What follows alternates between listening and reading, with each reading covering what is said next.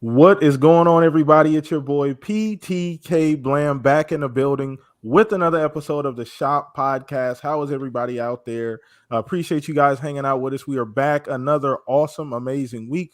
It looks like Thanksgiving's next week, so hopefully you guys have been enjoying this awesome weekend. Thankfully, you guys came out, spending a little bit of time with us. We got another phenomenal guest. Shout out to everybody coming out in chat. I see Talos, Ray, Justin saying Stinger, Psychonauts, what's up, brother? Showing that FSP love. Everybody else shown to my out of the year. All the usuals. Appreciate you guys so much. Hit the like button if you're brand new. Subscribe if you're new as well, man. We do this show every single week. So let everybody know the Shop Podcast is live, man. It's what we do on the weekend. Come get your good gaming fix, man. But let me go ahead and get into the guest today. Now, he's not a first-time guest, but it's always a great time to have this gentleman on. Shout out to you, Ham, for coming out to hang with us. Let everybody know where they can find you, brother. Yeah. Thank you so much for the invitation. Yeah, Ham Solo 05 Gaming is where you can find me on Twitter. But I do have a channel on YouTube. It's called TSWS Gaming. I'll put the link in the chat here in a little bit. But yeah, I do a few different shows over there. Going to be starting a different show here soon. Okay. That's going to be something a lot shorter because what I notice about all of my content, which I'm sure you guys can attest to this as well, for yourselves possibly. But everything's like 3 hours, like 2 hours, 3 hours long. And it's just like, man, I need to get something like quick and to the point out. So here in December, me and my panel member as well, Loke7, which he lives out in Mozambique, Africa. Shout out to the motherland. Yeah, he lives out there. I definitely got something to talk about with that being said later, but yeah, me and him are going to be doing a new show. It's going to be on Tuesdays, and we're just going to do like 15 to half-hour shows of just literally just the news that's rolling out for the week, just so we can have something that's just news-based and not opinion-based. It's just bam, bam, bam. There's the facts. We're out. Got it.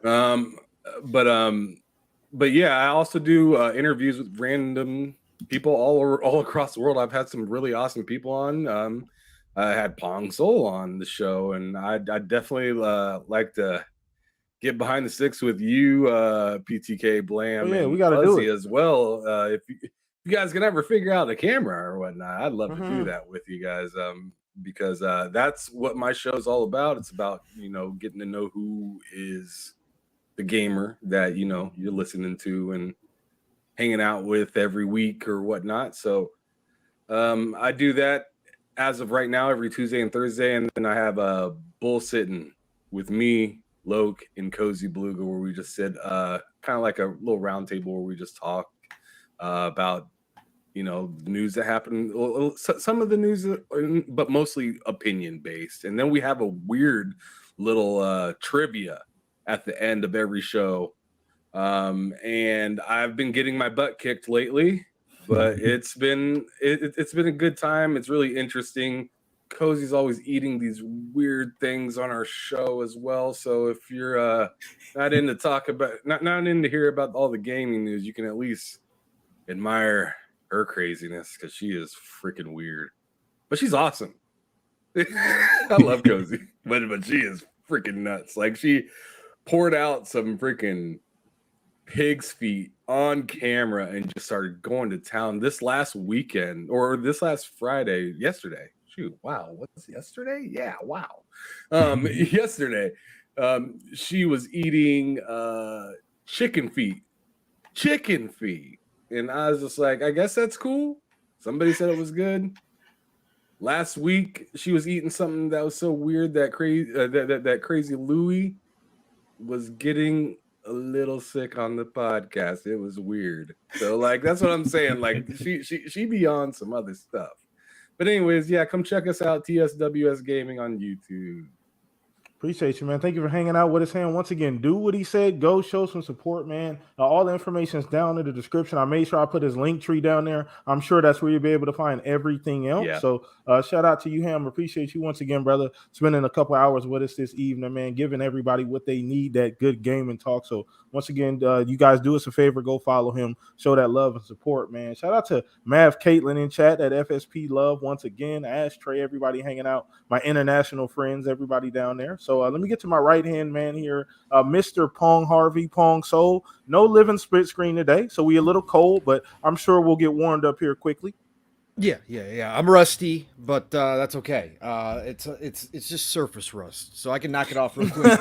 We'll be fine. No, great to be back again for Saturday night. Obviously, amazing to have Ham back on the show. Love him. Love podcasting with him. I love his thoughts and opinions. Please, everybody, go check out his channel for sure. But great to have you here, Ham. Thanks for joining us tonight, and great to see you, brothers, PTK and Fuzzy as well. Big week coming up here, Thanksgiving, right? Coming in that holiday season. Yeah. Got a little extra time off. Gonna have some extra gaming time after family time. I gotta love this time of the year for that stuff because there's a lot to play right now. This week has been Vampire Survivors, some more of that. Listen, this is why I love the industry, right?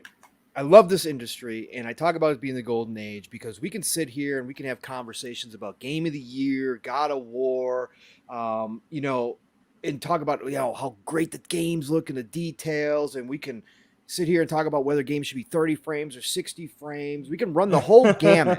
And yet at the same time in 2022, right? And in 2022, a little game that looks literally like a Nintendo game, an NES, the original NES game, comes along and can fit right into the conversation and draw people in. It's absolutely insane from an indie developer. A single person made this game. Absolutely crazy.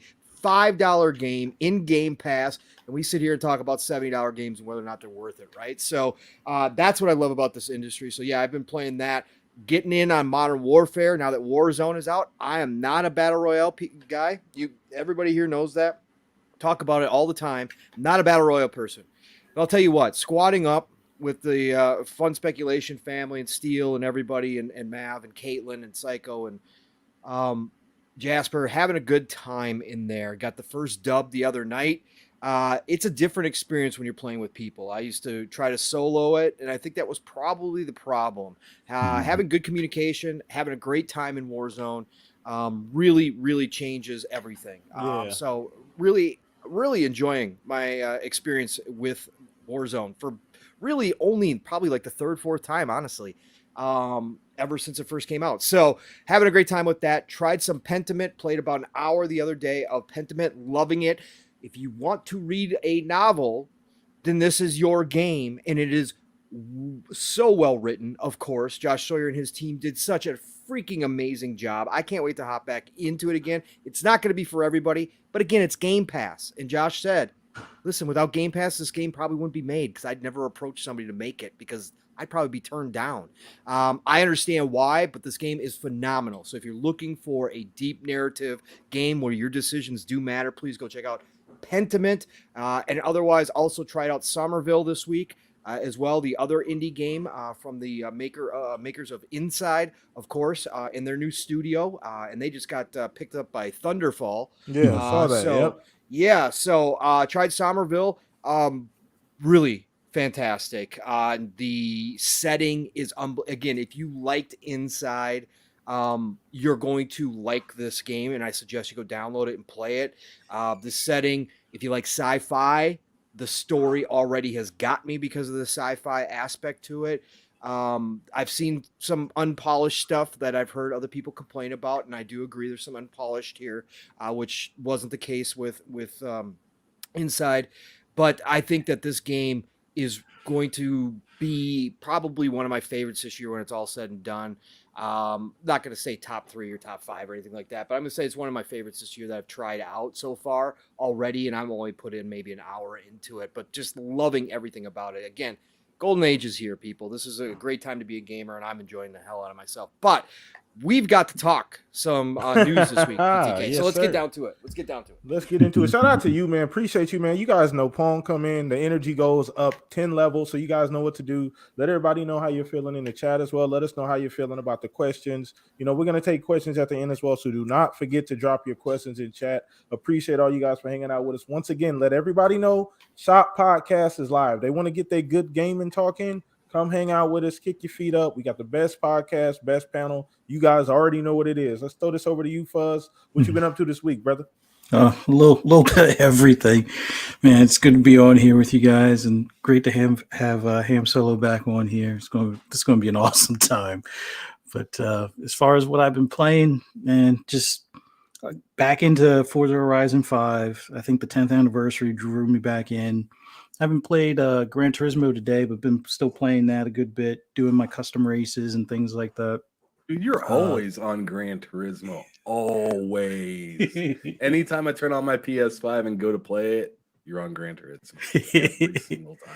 Well, it's because they have it where you can pick cars from your garage to race against. So if you want to like recreate an actual racing event where you have the same paint schemes as what was in the real race, you can change the drivers' names. The only thing is the AI aren't anywhere near as good, but it's so much fun just trying to recreate a race. And it's like I'll do a 15-minute run, start from the back of the pack, work my way to the front, try not to crash anybody or get crashed by anybody, so I can get that clean race bonus, because the payouts aren't the greatest, but if you do a completely clean race, avoid any contact, get like an extra 50%.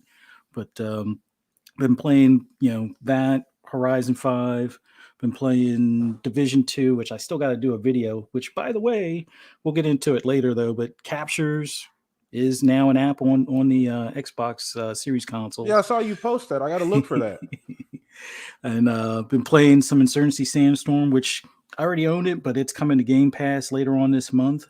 So if you want something that's a little more tactical than like Call of Duty or Battlefield, definitely give this a try. Definitely the 8-player co-op is where you want to have your fun. I mean, there's PvP too if you're into that, but if you just want to do like co-op against AI and it's like try to hold your ground against waves where it's not like ridiculous waves but more realistic waves, I guess you could say, it's definitely a game to give a try. And then I was going to tackle Pendament, but I wanted to tackle Somerville first and finish that 1,000 gamer score in that one.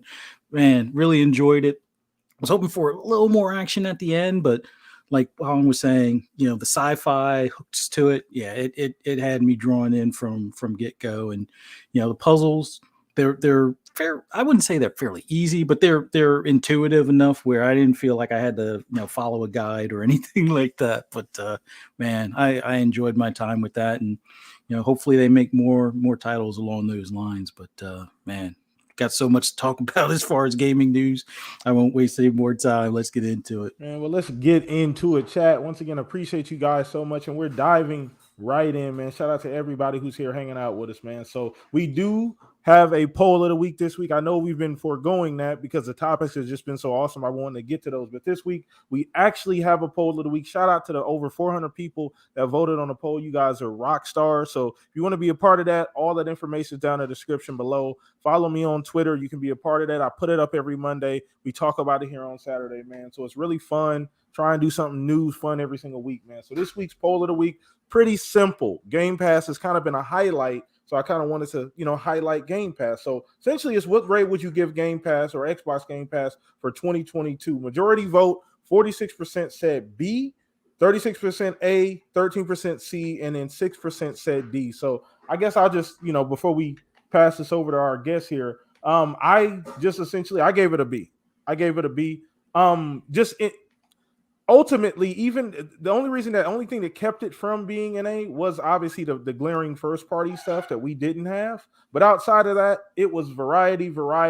You have things like you said, Vampire Survivors, a ton of other games hit Game Pass here. It kind of buoyed Xbox the entire year. We didn't really get a lull because of Game Pass. We didn't get that summer lull after E3 like we normally do because of Game Pass. And Game Pass has been delivering on the third party front as well. We've been getting a lot of cool stuff lately as well. We got more games coming. I think High on Life before the year is over, right? December. That's next month. That's hitting Game Pass. So we still have these phenomenal games. I understand we didn't get the huge Starfields and things of that nature, but it was extremely consistent, and that's why it got to be out of me. But we'll start here with our guest, Mr. Ham Solo.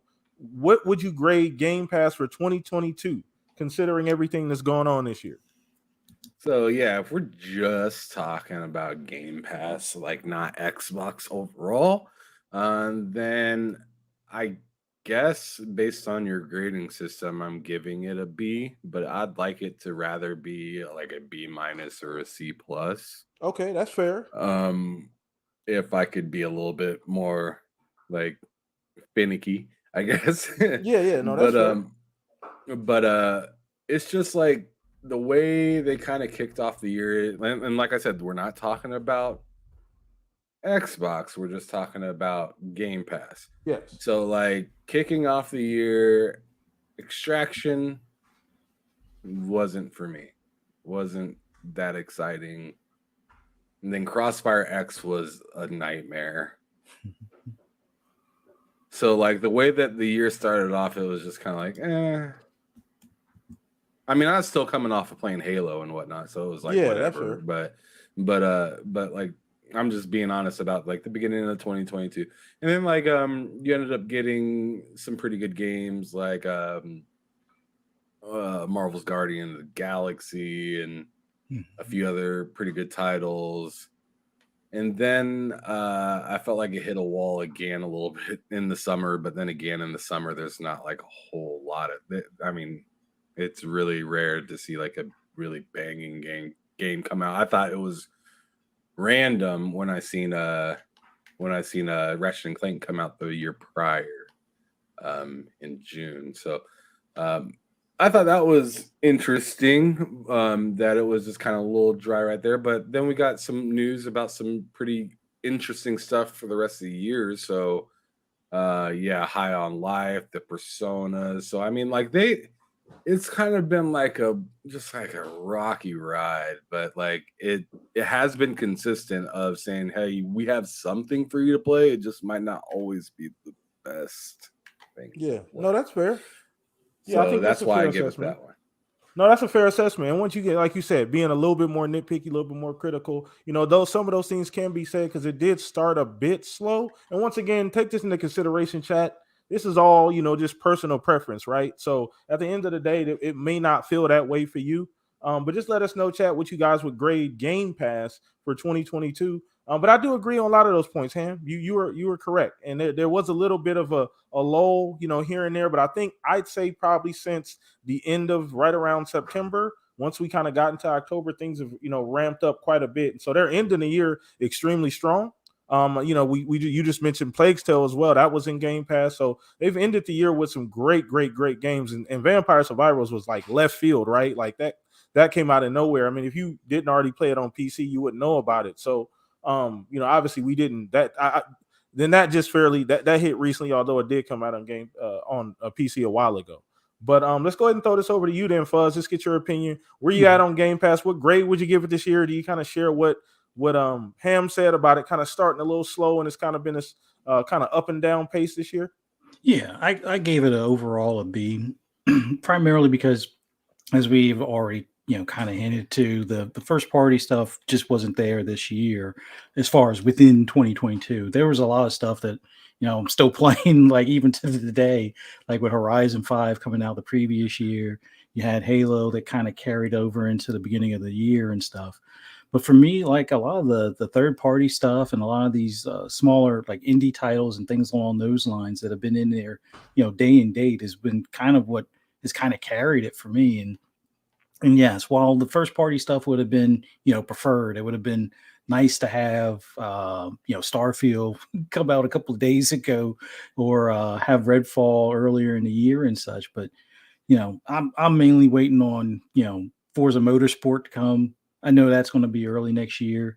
been playing a lot of other racing games. They, with having the EA be part of Ultimate, already, been playing a lot of Grid Legends and Formula One. I think 2022 is now becoming part of that as well. Been playing games like Somerville, Vampire Survivor, played Guardians of the Galaxy. So it's been a good, not just variety, but a good number of games that, I may have been on the fence. Like Guardians of the Galaxy was one of those I was kind of on the fence, and then, hearing word of mouth from a lot of people that, played it and enjoyed it, it was like, yeah, I could definitely pick this up. And just as I was about to pick it up, it comes in Game Pass, so it's like Like once every other game. yeah, so I'll go ahead and give it a try, enjoy it, and then wind up, picking it up at a discount kind of thing. So that's the stuff that I kind of like about the whole deal. It's like once you find a game that you do enjoy that's in there, you can just pick it up for, a good bit less than what it would have been, just buying it outright and all. But be for this year, a lot of expectation for next year. So hopefully we left that enough room for that for when the first party stuff starts dropping. But yeah, so far this year I've been pretty satisfied with my subscription. Just playing a lot of the smaller titles, getting a lot of enjoyment out of it, and looking forward to the next year. And well, actually, even before next year, High on Life later this month. I was gonna say you've been preaching about High on Life since we saw it, man. That's been one of your most anticipated games all year. Yeah. So this good overall year. Hopefully, even better one for next year. Looking forward to it. Yeah. Gungrave comes out too, so let me not forget that. Yeah. That's another one that's coming too. So they're definitely ending on a high note. And I agree with you, Ham. And I kind of want to double back and throw you another bone, Ham. Just so essentially, I know you said kind of a B- C+ situation, but so what would be like out of Game Pass this year? What was your favorite game that you played out of Game Pass?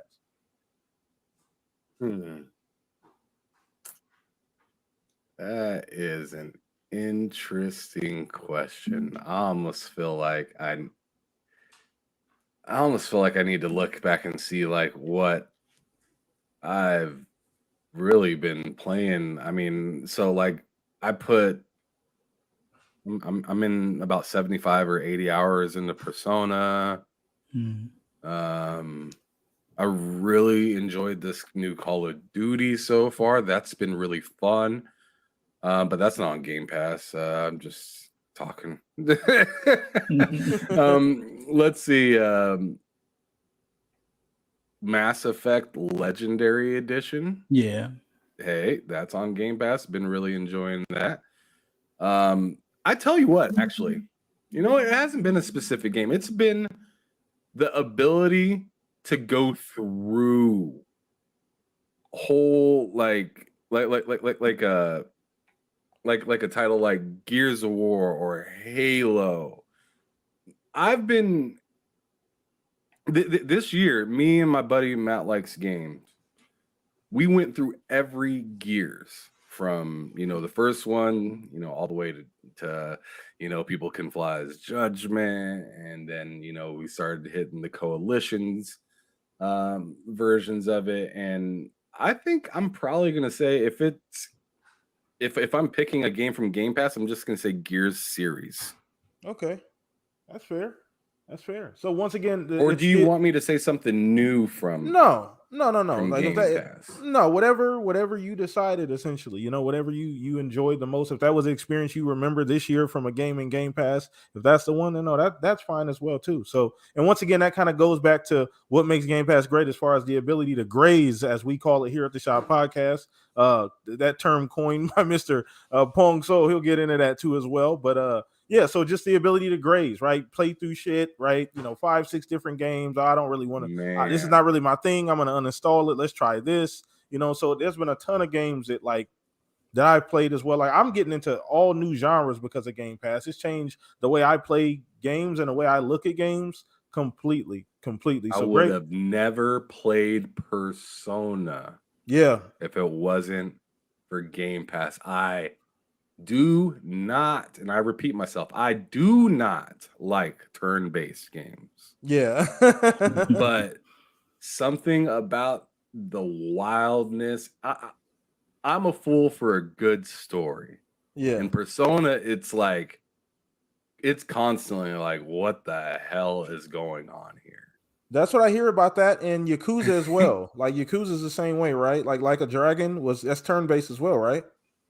Yeah, just like a Yeah, like a Like a Just like a dragon. Dragon, is- yeah, yeah. And I heard that's an amazing game. And I don't, like you said, I don't play turn based games at all. But I'm definitely going to take a chance because, like you said, if that's you don't play them at all and you're into it and you've got you said 60, 70 hours plus into it, I should at least give it a try. So that's definitely All another right, game. I'm gonna give you one warning then, real quick. What's up? Be prepared. The tutorial alone is around 12 to 14 hours.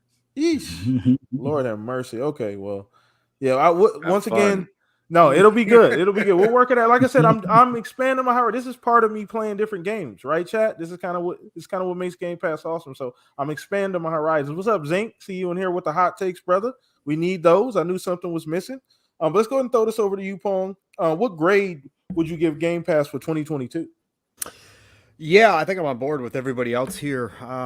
Obviously, I can't give it an A without first-party titles. That's a part of the Game Pass value, right? That's the thing that we were promised by Xbox that we were going to have. So if you don't have any first-party titles outside of like Pentiment, and that kind of stuff, you really can't give it an A because I got to give it somewhere to go starting next year when those first-party titles start dropping in there. So I would definitely be in the B category. I would be, somewhere around a B or B minus, somewhere in that neighborhood.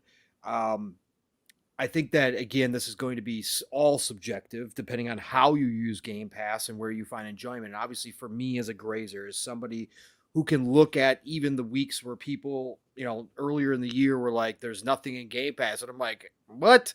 I'm like, I got like 3 games I'm going to download and try out, right? So for me, I was still getting a ton of value out of Game Pass, and I was still having a freaking fantastic time. And that's the ultimate part of it, right? The value, again, that's part of the subjectiveness, what you see that you got out of it.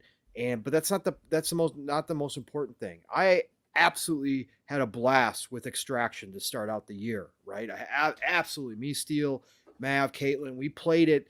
I don't know. We must have put a good 30 hours into it or so. We had a blast with that game. A game I never would have purchased. Never would have purchased. It was so much fun. Just had a great time with that. And then all the games in between leading up to, this summer and then into this fall, especially obviously with your Personas, your Plague's Tales, all those kind of games that have just recently dropped. And like you brought up PTK, we're getting Gungrave coming up here. We're getting Insurgency coming up here. High on Life, obviously. We're ending the year with a bang. And for the diversity that they provided us, and then you throw in some surprises like Vampire Survivors out of the blue, which again, like if you were paying attention to the PC scene, the Steam scene, you would have no clue. Like I said, I started catching wind of it because I started seeing people on the PC side talk about this game, and then I started watching videos. And these streamers just having a blast. And I was like, oh my God, but it was only on PC. There was no mention of console version. No mention. And I had been telling Steel like 2 months ago, I was like, man, we got to check out this Vampire Survivors game. Have you checked it out yet? Because Steel plays on PC. And he's like, no, I haven't checked it out yet. And then he looked at it and he's like, maybe. I don't know. And then all of a sudden out of the blue, here it is. And now we got this game that some people legitimately are saying is in their game of the years, for running. If they had a choice. And I honestly understand why. And I think that's the value of Game Pass. The diversity was still high. You throw in things like Guardians of the Galaxy and that stuff. Did we have necessarily the impact games that we've had previously in Game Pass, say last year? Maybe not, but I think overall, quality-wise and diversity-wise, I think this is one of the best years we've had yet out of Game Pass. And so I'll give it a solid B, maybe a B minus with a little bit of room improvement there. They missed out a few months where I think they could have gone and gotten a third-party title to throw in there. I would have liked to see that. But overall, for the year, I'm more than happy. My backlog is stacked. It's ridiculous on top of the games that are just coming out regular that aren't in Game Pass. Again, there's no time. There's not enough time, I should say. There is time, but there's just not enough time. Either that or I got to duplicate myself to keep up because this is impossible. Like, you guys know how long I was waiting on Persona. But there's a billion other games, and this is my life as a grazer, right? So I was through the roof still hyped to have Persona sitting in there. You'd think I'd be playing that nonstop every day until I beat it. That's not how my life goes. I'm a grazer, so here I am playing all these other games on top of it, and really haven't dove deep. I mean, I'm like 5-6 hours into Persona. And now we're getting the other two coming up at the beginning of next year. This is insane. So, yeah, I definitely B minus B for sure for Game Pass this year. Next year, I think we're going to be coming back around to this question. I definitely believe. Oh yeah. I think it'll be a different conversation next year for sure. But once again, we got to leave room for them to grow once again. But I do think that they're ending on a very, very high note. We can't forget, Battlefield's hitting Game Pass. That's another one. Due to EA Play, so that's going to be really good. So yeah, they're really ending on a high note. I'm really satisfied. Like you said, there was a lot of some left field stuff too, that we didn't see coming. So great opening question. Shout out to everybody in chat. What's up, Boba Fett, Justin, Zink? Shout out to everybody. Talos, you guys are fucking amazing, man. Let's get into the first topic, and I kind of want to bring this one in, and then I'll let my fellas, my right hand men here, take over. I wanted to talk a little bit about this. Perfect Dark development, and essentially what we got was earlier in the week a developer came out and tweeted that they had heard essentially from inside the studio. There was another developer saying that the co-development between the initiative as well as Crystal Dynamics is going great, which means Perfect Dark is going well. Now I don't know how much salt to take this with, but based on where it was at, like, a year ago or less, where we got, there was this turmoil and everybody thought that, like, oh, we don't know what's going on with the game. It felt like the game was in like a really, really weird spot because all of the development and management movement going on. Hopefully seems like the game is in a really, really good spot right now, which bodes well for us. I'm a big Perfect Dark fan. I'm one of the few people that actually preferred Perfect Dark over 007. I know I'm in the minority. Sorry, chat. I apologize, but I was more of a Perfect Dark fan than 007 back in the day. But we'll start with you, Ham. Get your opinion on. Hold on, real quick too. Just to add to this, TK, real quick. Actually, the Crystal Dynamics CEO, Phil Rogers, was actually interviewed. Came out and said, "quote We're working on the iconic Perfect Dark game, and the project is going extremely well. It is great to see the team at the initiative and our team across Crystal Studios working so well together." And then he had a bunch so we of just quotes. got it stamped. We just got an official stamp. Okay. This is official. This is no salt needed here. Sir. All right, good. Thank you for clearing that up. I appreciate you, Pong. But yeah, let's throw this over to you, Ham. With that information, based on 8, 9, 10 months ago, there was seemingly some turnover with management. We were like, well, here we go again. Like, what the fuck is going on? Is this game going to be stuck in development hell? Seems like that is not the case. So where are you at on this, Ham? Oh man, so it was nerve-wracking seeing all the people leaving previously. Yeah. We seen that dude that was Daryl Gallagher. From Insomnia. He went to Insomniac. Yeah, dude, that one was no Daryl Gallagher. I'm sorry, there. Gallagher. No, I'm thinking sorry, Drew. Drew. Drew. Sorry, Drew. I forgot what was his last name. I don't remember. Drew Carey. Just go with it. No.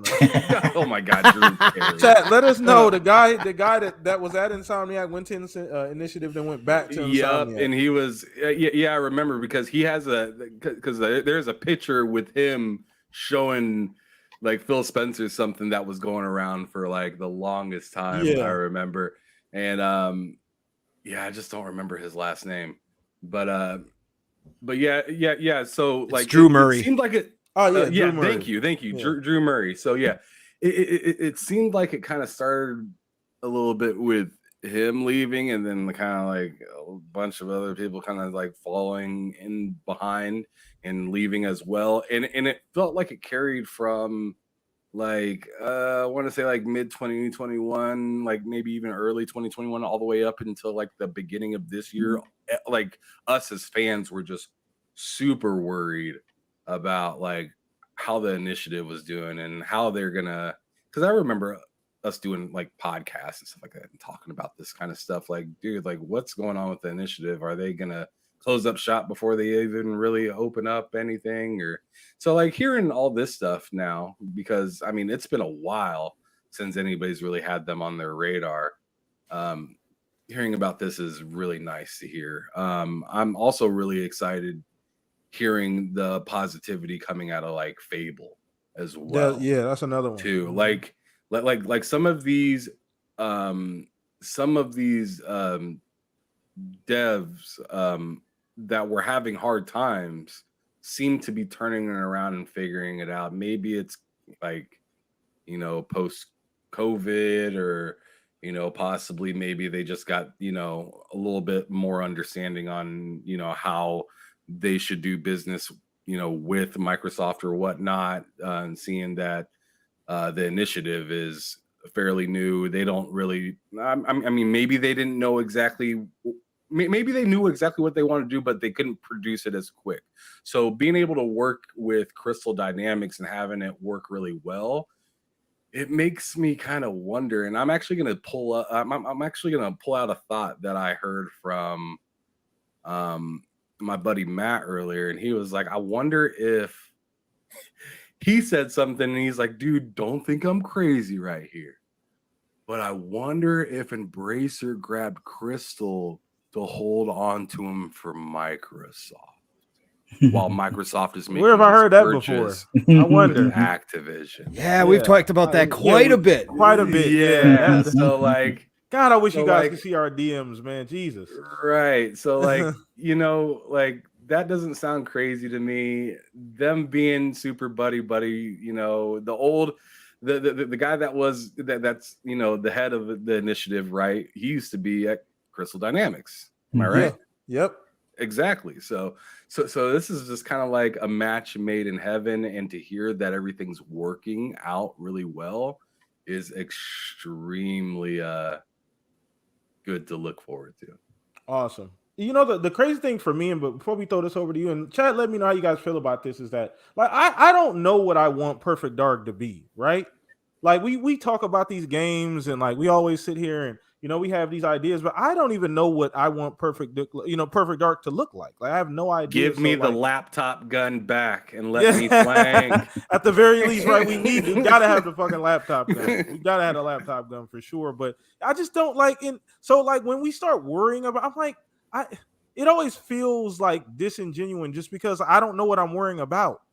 Because I don't know what I want the game to actually be. You know what I mean? Until they actually give us a little bit more information, start to show us, then we can kind of get a better idea. Like, okay, this is what it's starting to look like. So the discourse is always kind of strange for me. Like I've always doubled back on that because when these situations happen, management moves around, teams get moved around. As teams consolidate or devs get bought up, stuff changes. So it's really hard to say, but this is really positive, Ham, because you're right, brother. I think we were all kind of like, we don't know what the is going on. Like it's we're not sure what's going on. It's looking a little shaky, but to hear the CEO double down and say this thing is looking great. Like this thing is coming along swimmingly, no issues. It seems like no politics. It seems like they seem to have cleaned all of that up, and I love it. So let's go ahead and throw this over. A PTK real quick.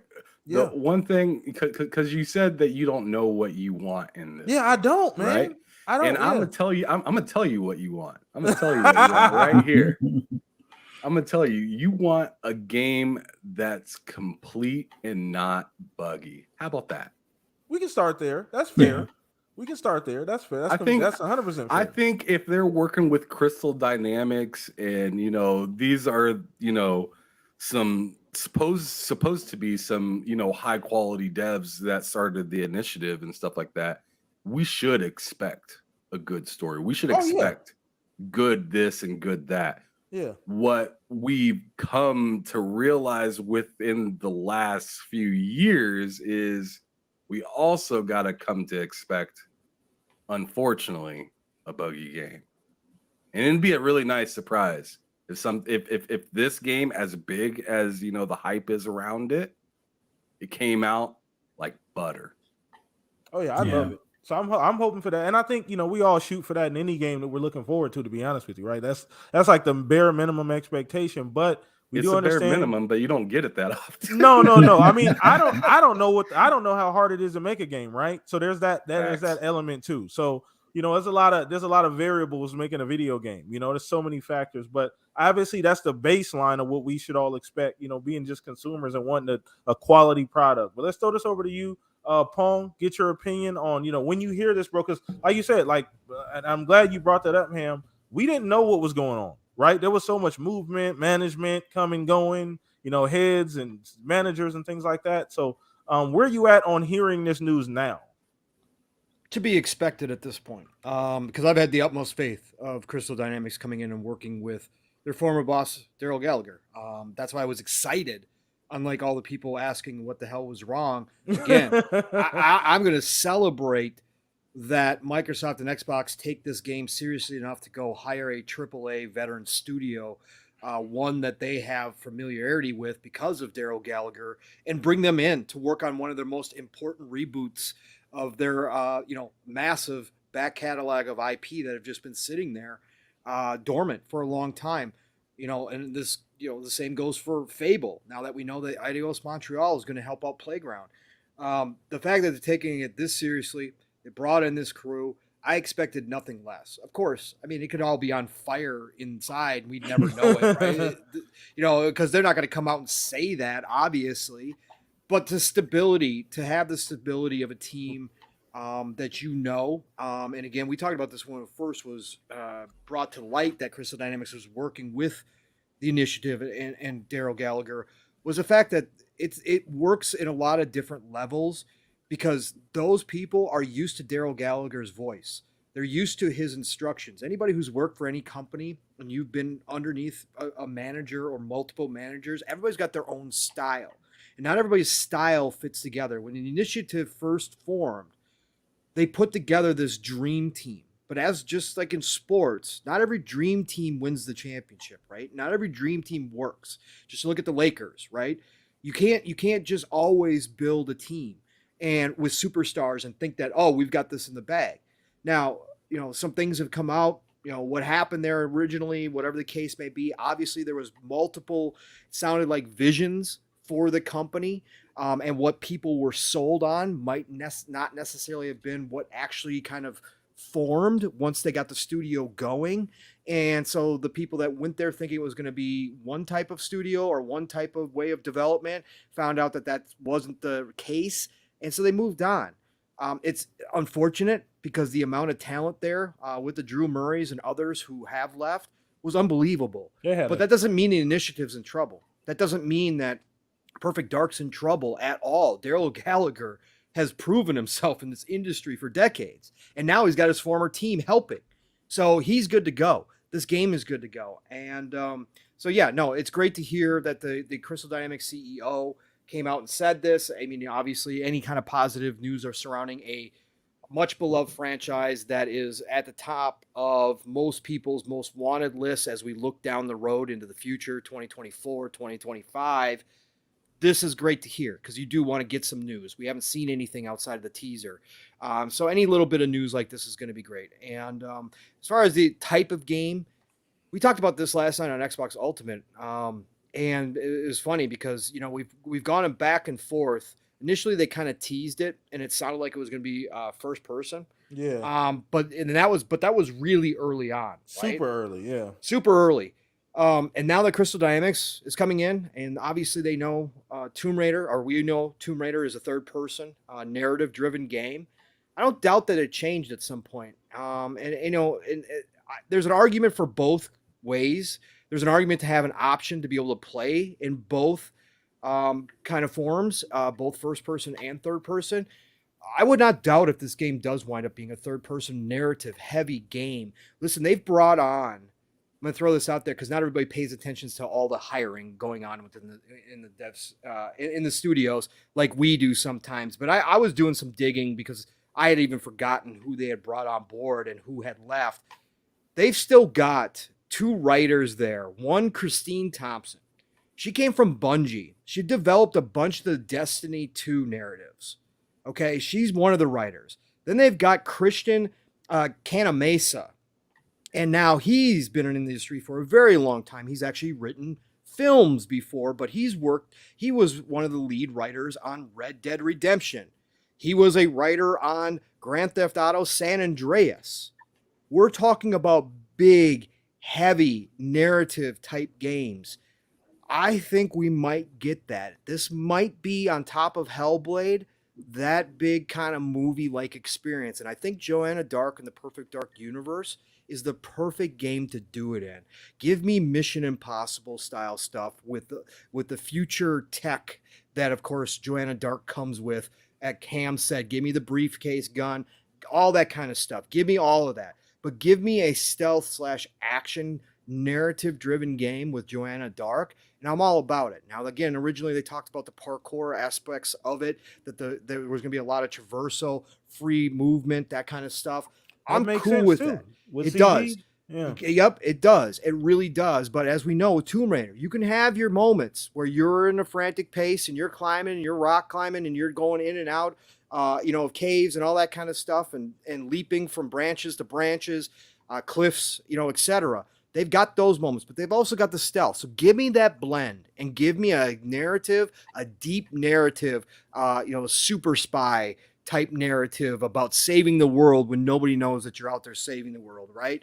I definitely think that we could be seeing that in this. It's going to be very interesting the closer we get to launch, when we start actually getting to see something of substance from this game, because that's going to give us a lot of idea where we're going. I'm leaning towards third person right now. And being a very narrative driven game. I'm really leaning that way right now. So, Chad, I want to ask you too. Great talk. So I want to ask you guys, chat too. First person, third person. Where are we at on this? Because I know Pong just said he's kind of. I'm kind of on the third person bandwagon too, Pong, and I think you've convinced me with what you just said about the changes, about CD coming in, their influence. I do think at some point there was somebody hit the e-brake, and the vision for the game did go somewhere else. I do 100% believe that as well. Once Drew Murray left, I do think there was some. He didn't really enjoy. I don't know. And didn't he talk about this after he went to Insomniac? After he got back, didn't he mention it? He mentioned it in passing, I believe. If I remember, kind of like there was creative differences type stuff. Yeah, because he still went with the whole family. He had the family emergency and he had to leave, but it was like literally under 30 days, and he was back in Insomniac. He was back in that's Insomniac, when everybody was like questioning it. But yeah, I think that he just kind of put it out there that just, hey, not all things, I like you said, creative differences. He just put it very mildly, like, hey, sometimes this happens in the industry, right? We just don't always see eye to eye or whatever the case. I don't think he even used those terms, but something to that effect, though. Yeah, paraphrasing here, not exacts, but yeah. So, chat, let us know. First person, third person. What do you guys want to see Perfect Dark in? So let me throw this over to you, Fuzz. Get your opinion, man. This is great news, bro, because like Ham said, we didn't know where the hell this game was at. We didn't know where it was going. This was starting to look like another, maybe like just, we don't know, like, is this another ball drop by Xbox potentially? Just from a management standpoint, because sometimes that's what's wrong with the game. It's not even the game itself. Sometimes it's the way the game is handled, or mishandled, and things like marketing, things like that type of stuff. So now that it sounds like everything's humming along, and the initiative and CDs rolling together, where you at on hearing that news? Well, it's great to hear. I think that the big thing, or the big takeaway for me is, of course they're going to put up a good public face. That's a given. But hearing any news, and it be positive news coming from that studio without having Glassdoor news, like other devs still like leaving or something like that, goes to show that things are moving in the right direction. And I always kind of wondered with the initiative, with it being so much awesome talent that they were recruiting there, it's kind of like when you have too many cooks in the kitchen. So I just, being in a different industry at the time, but still dealing with a lot of like online or web-based team building stuff, it just seemed like that was eventually going to fall apart. You're not going to have the best, art design, the best of this, the best of that in gaming, and they all agree and get along, and everything, is, kumbaya type of deal. So I wouldn't say it was doomed to fail type of deal, but it was always, kind of like that's, hopefully they can figure out how to make it work. Well, the process was fast too. They started hiring immediately. They were right there in a hotbed of Santa Monica where all that talent is at. And once they opened up, it was like fucking off to the races. They were giving out checks left and right, giving out offer letters left and right. So I do agree with you and Pong, and I'm glad you guys both brought that up.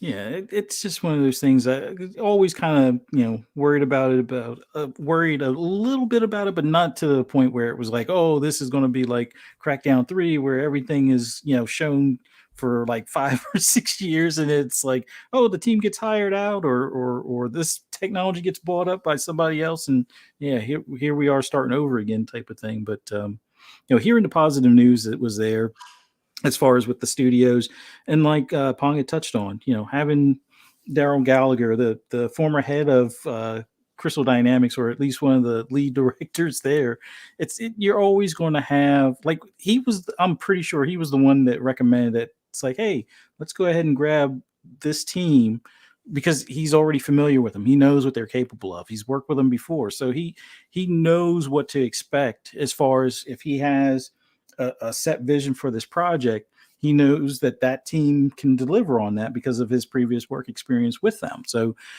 ever since then, it just seems like, and we joked about it before, where it's like, oh yeah, Lars over at Embracer did Phil a solid Put by them on picking these layaway up for a little while. Yeah, so it just seems like it's like the planets are always aligned once that deal kind of solidified, as far as Crystal Dynamics working with the initiative.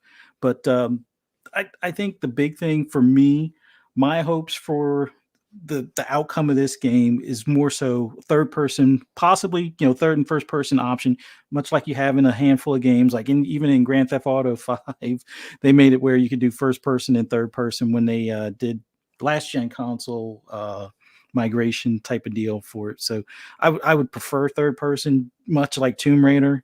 Kind of want to see your character. You kind of want to see them, either slinking through like exhaust vents, or scaling the outside of a building, kind of like what Pong was saying, like Mission Impossible level stuff type of thing, coming down from the ceiling, almost like, Sam Fisher from Splinter Cell, after you made it past security without getting detected, and all those things. So having that in third person for me would be my preferred way to go, but I'm fine if it's in first person. But having it where it's an option, I think, will give everybody the best of both worlds, because there's certain things you may want to have in first person, where it's like, if you're using weapons like the laptop gun, yeah, go switch to first person for that. But when you're doing the parkour, go to third person and stuff. But I'm looking forward to this game. I know it's still a bit of ways away. It would be nice if it was going to be late 2023, early 2024, but if it's 2025, so be it. I just kind of like what Ham Solo was saying, just have this game come out like butter from day one type of deal. And I trust that Crystal Dynamics can do that. I mean, I knock on wood, I haven't any problems with what Crystal Dynamics has done with Tomb Raider. And aside from some of the grindy stuff from Avengers, didn't really have any technical issues with that game either. Although I think they did have like maybe it wasn't resolution, but it was like frames on like the 1X and the PS4 Pro for like the 4K resolution, because of the scaling was a bit off in the beginning, but they patched that pretty quick. But yeah, looking forward to it. Always good to have, always great to have good news coming from a studio. You never want to hear like the drama stuff. It's not like reality TV. We don't want that within the some of the gaming studios. Even we understand it exists, but it's good to see that they're everything is working out as planned. Awesome, and I'm super glad too, because like you said, it wasn't doom and gloom, because I don't want to put that energy out there. It was just a lot of question marks. We didn't really know what was going on. So to hear the CEO, not some random dev that posted on reset error or something like that, like an actual official CEO say this game's coming along, everything looks beautiful, everything's amazing. Now, is he embellishing? I don't know. I don't know, but at the end of the day, to hear it from a guy at that caliber, the actual CEO, if he's happy with the game, at least, and things are moving along, I'm rolling with that. So it's always glad to hear it. So we're gonna wrap that first topic up. Shout out to chat, man. Alvin, Boba Fett, Talos Row, everybody hanging out with us, man. Appreciate you guys. Hit the like button, man. So we actually gonna throw this over to you. We'll ping pong it back to you, Fuzz, and you go ahead and bring in our next topic, brother. All right, this one's going to be kind of a small one. It came kind of as a surprise for me, and I usually try to pay attention to like the Xbox updates and things. But I know within the past year they've done more of like a rapid fire setup for updates where you'll get small increments of things as opposed to making it where it's like a big to do update where it's like everything is being patched or tweaked or changed and stuff. They'll do like little things here and there, and one of my biggest gripes over the past few years, it was almost like towards the end of the 1X. Like at the beginning of the 1X, I think the DVR was fine, but it's like something else they did, and it just kind of seemed to go downhill from there. Well, me going through some of my Insurgency Sandstorm clips and things like that, I've been used to saving it to the external and then having to disconnect that external, hook it to my PC and extract stuff. Because having it where it used to be internal for the DVR recordings, one, it was only like 30 seconds at most, unless I downed it to 1080 or something like that, and it was always like hit or miss. Like I'd hit the thing to save the past 30 seconds. Sometimes it would save the current 30 seconds, or it wouldn't save it at all.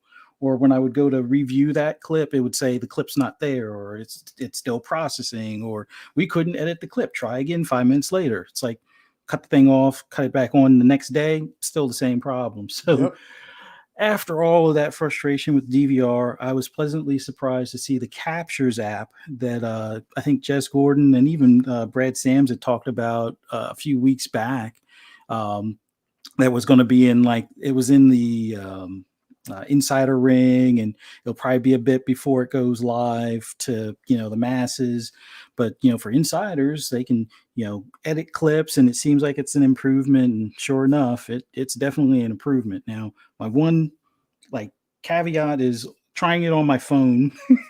Although my phone's a bit old, it's a Pixel 4a because I'm not for like the latest and greatest. As long as the phone makes calls, can take a decent picture, and I can get on Twitter or other social media stuff, I'm fine. I don't have to have the latest chipset. But apparently that might be part of the problem with editing clips on the phone. But all of that aside, now that they have the Captures app on Xbox, if you've done the most recent update on your console, how do you guys feel as far as it, with the long time coming? And so far, initial testing seems like it's a big improvement for stability and consistency. We'll start off with you, Ham. What are your thoughts about Xbox finally looking into replacing the old DVR system with like a separate app that actually seems usable at this point in time? I guess it'd be welcome to the situation, Xbox. About time. It's been a pain in the butt for me, and I'm sure many, many, many other folks. Just navigating to the capture part was annoying. At that, anytime you hit B, you have to restart all over again, pretty much. Mhm. And not having that app right there to where you could just like have it pinned, because I'm sure I haven't really got a chance to play with it quite yet, but I'm sure just having the application button will be just much more amazing. Being able just to hit, my games and apps, or like I said, have it pinned or something like that is really nice. Being able to now copy to your external storage is something that wasn't Mhm. there before. You also couldn't rename the clip like you can now. Yeah. So they definitely made some pretty cool improvements. I'm not sure yet because I haven't checked, which I'm gonna go on ahead and check right now since I'm right here. But I'm curious if you can. Nope, you still can't. You still can't share more than one picture at a time if you want, though, Yeah, which I is think you have to do still from kind of like the lame. phone app. Yeah. But this is a big improvement so far. I'm not sure how the game reacts because I've been playing God of War the last like week and a half. So like I haven't Mhm. really been recording so much, so I don't know if the recording stutters are completely gone yet or not. But that was one of my biggest gripes is like sometimes you get like a recording stutter, and then also once you go to look at the recording, sometimes you're not sure if you're going to get the audio or not. Yeah. Or if this or if you know it's going to be too dark. So I mean there was a ton of stuff to fix. It's just nice to see the progress. That's kind of where I'm at on it. Nice, nice. And I think with the app, one of the things that they wanted to make it easier as far as like if they have to do future iterations or updates, with it being an app as opposed to hard coded into the OS, it makes it easier for them to address like individual components within the app as opposed to where if it was tied to the OS strictly, they have to go in, not screw up other stuff in the OS, and then go ahead and do the fix for the DVR. And I think that usually would, like, for everything that they would fix on the DVR end would break two other things elsewhere type of deal. So having it in app format, I think makes it a little less, I guess not really restricted, but a little less dependent on the OS as far as, interfering or interacting with other, operations on it. But, yeah, definitely give it a try. So far, like I said, knock on wood, a lot of the stuff, at least on the console end of things, like the stutters, the audio, the picture quality, because you can now do the HDR and the standard on the same pic as opposed to it saving two separate copies. So it's able to view it, without it darkening it as much. So definitely give it a try and see if it's to your liking. But I'll flip this over to you, PTK. With now having the DVR, basically replaced with this captures app, what are some of the things that you're looking forward to as far as sharing, whether it be on Twitter or on Xbox Live? What are your hopes as far as with this update for this app? I think the biggest thing for me has always been stability of the app, right? I just want it to work most of the time. Like if we can get to that, if we can get to like 80, 85%, I'm fine. Like it's just that it was unusable at times. That's been my biggest gripe, the inconsistency of the app. You go to take a picture or a video, and it doesn't show up, or the app keeps crashing when you try and open it, whatever the case may be. So these are minor standard improvements. These are improvements that obviously should have been here a while ago, I would say, but obviously they're getting to them now, so I'm not going to complain. Hindsight is always 2020 because we're getting the updates now. Yeah. But for me, it's always been stability. It's always just been, nothing really special. I just want it to work. I want the clips to work. I want the to be able to, find everything that I essentially want to save and upload. Throw it on Twitter, YouTube, whatever whatever, what have you. But yeah, I don't really think I want anything special out of it. There are some things coming down the way that I may be thinking about. Some improvements later on down the line that they could make. But I just need them to get the infrastructure right. Just get it stable, get it up and running. Then we can work on adding additional features. Yeah. What I don't mean to cut you off, but No, what you're I'd good, like you're to good. really see is, I mean, like the thing that you can do on PlayStation that I think is really cool, but whatever. You can record 30 seconds, a minute, 3 minutes, 5 minutes, 15 minutes, or the whole freaking hour. Yeah. And that's just with the hard drive that's within the PlayStation. That's not with any kind of like extra add-on or whatnot. Like that allows you to do that.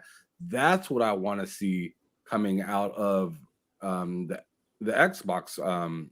Because this PlayStation's not based on your hard drive space.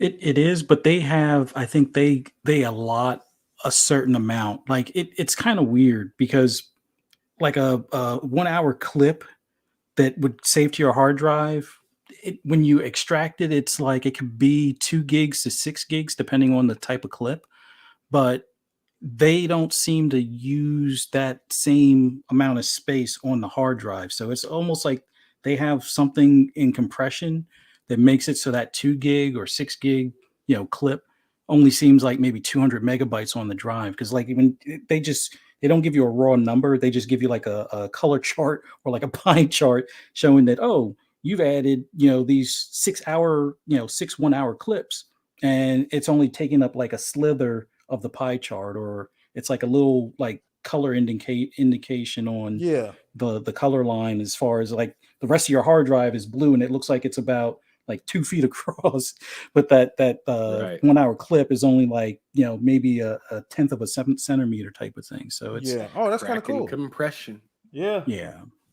That sounds cool. Like that feature, yeah, that would be awesome. I think that we can obviously utilize that, but I just want it to work. Stabilize stabilize it first. Let it, Yeah. just let all the 30 basic. seconds for 30 seconds for 4K to me is just ridiculous. Yeah. 1 minute for 1080p. The only time you can get 2 minutes is if you bump it all the way down to 720. That's not Yeah. okay. Yeah. Well, it That's- looks like if you do the start recording, it goes all the way up to 4 minutes for the 1080. I haven't switched it back to 4K. I think it might drop it to either 1 minute or 2 minutes. It's an improvement over what it was, but I would love to see, kind of like what you're saying, like with the PS5, it definitely gives you a lot more range. Although I think some of their clips are maxed out at 1080. I know you can do pics at full 4K, but I don't know if any of my Gran Turismo 7 clips or beyond 1080. I think they cap that at 1080, but some other games might be 4K, so it might be like game specific or something like that. okay. Well, yeah, that would be a cool feature then. All right, so Pong, as far as like I know you're a grazer, and I know there are a lot of times you'll play a variety of different games, and you'll have like that awesome kill streak moment, or multi explosion moment as far as within the game. With the new feature, can we expect to see more of your highlight clips as far as your wares, as far as when it comes to the variety of games that you hop into? Yeah, I try to post on a regular, right? So I am one of the people that does use this. I'm certainly not going to say I'm one of the, one of the people that do it the most, but I definitely, I mean, Cyberpunk, I was posting constantly. Mhm. Vampire Survivors, I've posted weekly videos of Vampire Survivors, right? So it's definitely something. Again, the phone app has been good for the most part. It does have its issues, but they obviously did some work on it, and it is better Mhm. for just plain old screenshots. And we just recently got the ability to do some some of the video clips too, but most of the stuff is done off the console, and it's convenience. The convenience factor of me either while I'm playing the game and saying, damn, that was a great clip. I got to get that uploaded right now. That's really awesome. And then spending 15 minutes fighting with the clips, trying to get them to even just load in like Facts. at all on the app. Like that's when you get frustrated. That's when you go, oh, man, I'm not even going to spend my time doing this. I'm just done. I got to get back to the game. I want to keep playing. So Mhm. this has been a long time coming. So yeah, if they have now resolved this, and I haven't tried it yet, they've now resolved this. This is the first step. They've got a long way to go. Like Ham said, I've seen what is what's capable on the PlayStation. I have been around when Xbox had their full editing kind of suite for their clips at one point in Xbox's life as well. That for some reason they think is worthless. And again, I've heard Rand, Jez, Dealer, everybody in this community talk about this. Maybe behind the scenes, the analytics show that it's a very small percentage of us that ever use it. Mhm. But the fact is that if you give any portion of your customer base the option to go ahead and give you free promotion for your games, for your system, you do that no matter how small it is, because Yeah. that can start trends. Again, we've seen it now with many, many games. Vampire Survivor is one of them. The more people that saw clips on Twitter, the more people went, oh my God, I got to go play this. The more people saw screenshots and video of a game like Guardians of the Galaxy that people were on the fence about, Mhm. all of a sudden FOMO kicks in. People go buy the game. It happens all the time. It happens on podcasts when we show gameplay behind the scenes, right? While we're podcasting, people see a game and are like, what's that game? Looks awesome. If it's a game they're not aware of, you tell them, next thing you know, you got somebody trying that game or buying it. That's the power of promotion. And again, it may be a small percentage according to the analytics, but it can have a big impact. So this is a small step forward. I hope they don't just sit back, light the cigars, crack the champagne, and be like, yeah, we fixed it. We fixed it. We're good. We're not going to hear the community talk about this anymore. Yeah, that's not going to happen. Yeah, we fixed it. Jason, get on to something else. No, that's not what we need. We need them to continue to improve upon this. They need to build upon this. They need to get us an editing suite, much like what PlayStation has. I'm not asking for some professional editing suite here, but give me some basics. My phone can do about 30 more times than this app can, okay? Give me something close, okay? Yeah. Just give me something. It's 2022. This isn't some newfound technology that nobody's perfected yet. Let's go. Let's get the bare minimum in here.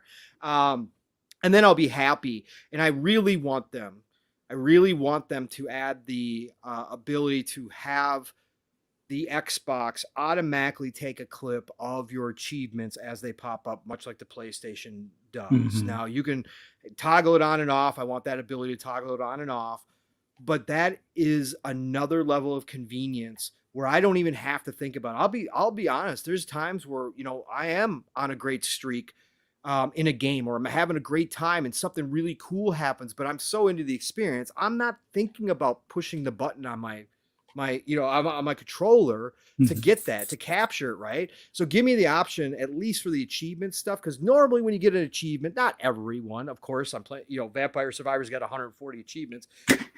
So not everyone is spectacular by any stretch of the imagination. But what I'm saying is that most of the time in most games, when that achievement pops, it's going to be right after you do something pretty cool, right? A lot of times. I won't even say most times, but a lot of times it will be. And I think that would be a great ability to have a screenshot or video. And hey, how about this? How about you let me take video and then take a screenshot of that video with a one button push? That would be awesome. Like if I stop it mid video, just like on the camera, I want to be able to just take that picture and have it automatically just upload right there. Just little things like that I think they can improve upon, but I'm really happy they finally got something done. Again, I'm not going to take anything away from this. I'm happy. Bravo. Hats off to Xbox for finally doing something after all this time of people complaining, and hopefully now they understand how important it is and why it can be very beneficial to them, even if a small percentage of people are the ones using it. Nice. Yeah, my big takeaway on this deal now is, like you said, hopefully they continue to push forward as far as like updating features and things along those lines. Definitely a big first step in the right direction. I know we've been talking about this for some time. For a every so long ass often, time, bro.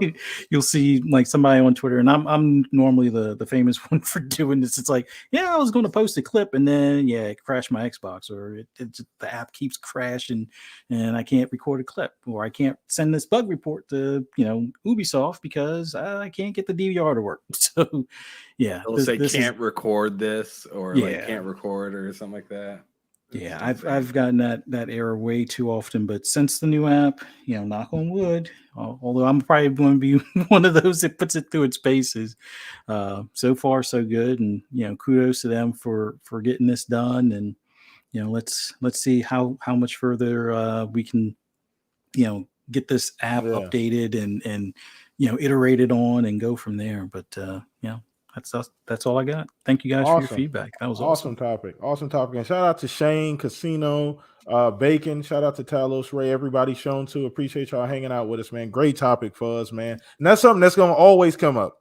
Like this, like you come to the Shop Podcast, at some point in time, we'll be talking about that DVR until it hopefully gets where it needs to be. So, and hopefully they are looking at that as a huge opportunity for Xbox, because that's exactly what it is. It's a necessity and an opportunity, especially in this day and age of people that want to stream, the convenience for gamers. We like to share every goddamn thing we're doing. So you got to get that feature right. So hopefully this is just the first step in the right direction. So let's throw this over to the battery of the Shop Podcast and see where we're going this week. We didn't get Living Split Screen, so I'm interested to see where you at this week. What you want to talk about, Pong?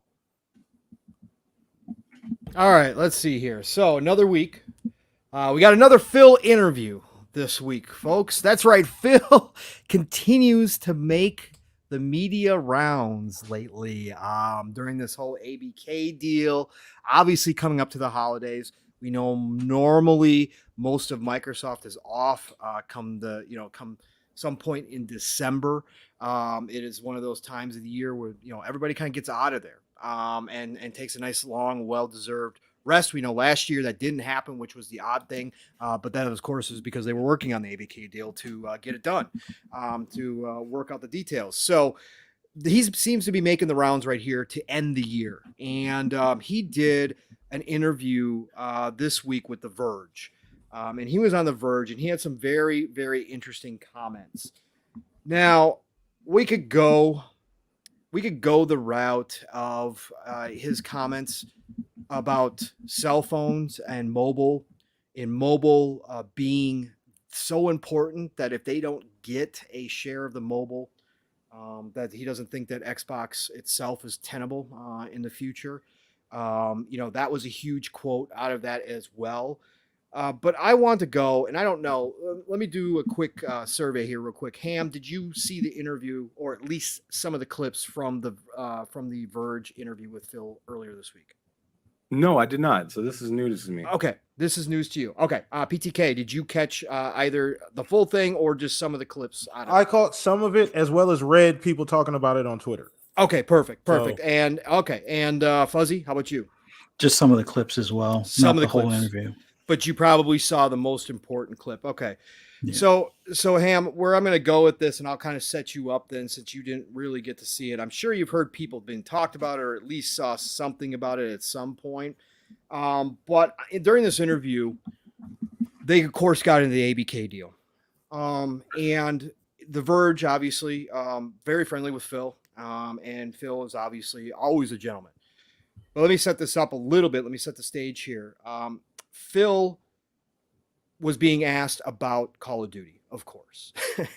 And Phil did his normal statement that he always does about this. And he made it clear once again that they were not going to remove Call of Duty off PlayStation, that there was not going to be, any games being played, that they consider Call of Duty much like Minecraft, etc.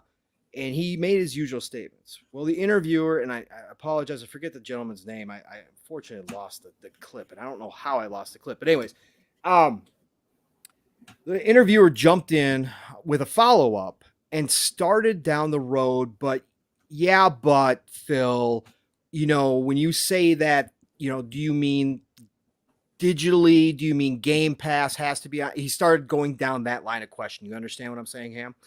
And Yeah. Phil, Uh-oh.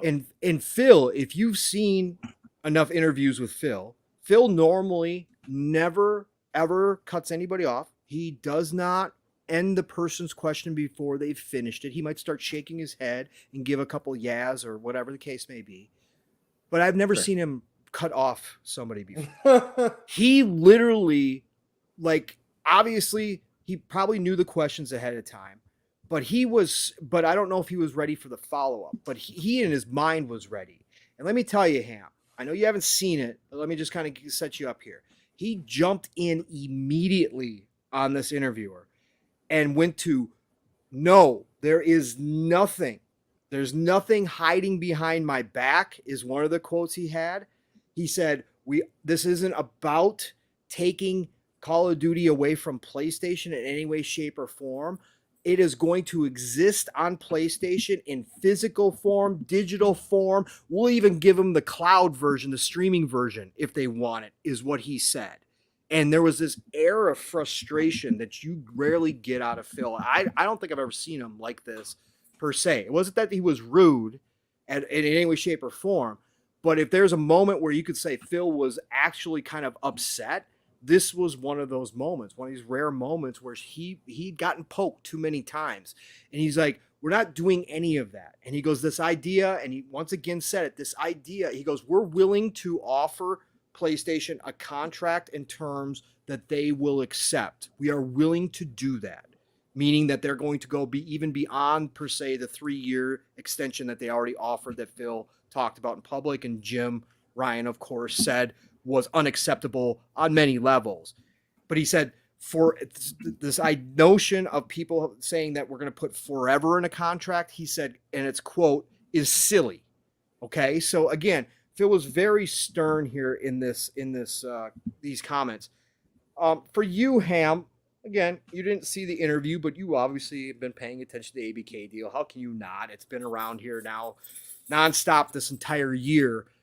For Right. you, do you think, and this is a personal question, of course, it's not you can't talk for everybody, but do you think in your mind, is there any doubt left at all?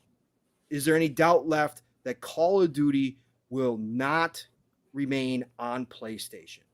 And that is there any doubt that Xbox does not see Call of Duty much like they see Minecraft? Is there anything left for you that needs to be said or done outside of getting the deal done and a contract signed that would tell you, hey, this is the way Call of Duty is going to be. It's going to continue to stay on PlayStation. Yeah, but see, I feel like Xbox letting PlayStation have Call of Duty isn't the issue. Like, yeah, sure. A lot of people say, PlayStation needs to have Call. The thing is, I feel personally that yes, Call of Duty is going to remain on PlayStation regardless. But the problem PlayStation has is not being ahead of the, like ahead of the arrow or something like that. Yeah, the face, the marketing. Yeah, We're talking about the marketing rights. Well, like, so it still could have marketing rights and whatnot, but when you can get it somewhere else, a lot more comfortably, that's the issue. So I mean, they've already talked about like, if this deal goes through, we don't want to see it on Game Pass. We don't want to see it there. Right? Okay. Yep. The issue isn't whether it's going to come to PlayStation or not. That's already said and done, in my opinion. And I feel like people are beating a dead horse, and maybe that's why Phil got super frustrated with it. Like, dude, it's like that is like almost not even the issue at this point. Like, it's going there. I feel like the issue that Phil might be having with this is like, like we are like whether Xbox wants to admit it or not, they are pretty much, stepping on Sony's toes and saying, you know what, this is our first party now, and if people want to play it, they got to come through us. And that money that goes into your pocket, you got to pull out that wallet and give me some of it. And they don't like that. They do not like that at all. So to me, that's the issue. Whether it's going to go to PlayStation or not isn't the issue anymore. I think that's said and done. Okay. Fair enough. I like it. And I want to do a follow-up question with you since you brought it up Sure. in your talk there. Because I brought up this same point as well, that the sticking point for Jim Ryan could be, and I'm not saying this because I agree in any way, shape, or form. Obviously, I don't. I don't think regulatory bodies should tell businesses how to run. And I certainly don't think they should be making decisions for them based on a $70 billion purchase of what they can or cannot do with that purchase, as long as it's not, as long as it's not breaking any rules, they should stay out of it. I'm all against big government no matter what at the end of the day. So I'm not agreeing here. But the sticking point that I brought up that Jim Ryan might have, because they haven't said it publicly, and it's not necessarily per se directly relayed within the documents that we've seen so far, but behind the scenes, and you said it, Ham, Jim Ryan, biggest problem could be the fact that, hey, if you're going to have it on Game Pass, then we want it on PlayStation Plus Premium as well. We want the opportunity to have it on PlayStation Plus Premium. Otherwise, you can't have it on Game Pass. And that may be the angle he's taking. So for you, number one, was that what you were kind of saying is like, hey, this is, you can't have it on Game Pass if we can't have it over here type of situation, or this is unfair because Game Pass, if you put it in Game Pass, we all know that people are going to look over at that and say, that's a great freaking value. Oh my God, if I play Call of Duty and a handful of other games each year and all those games are available on Xbox, why would I not go join Game Pass? So for you, is that the sticking point? Number two, if it came down to that, they're at the negotiating table, Ham. They've got the deal all but done, right?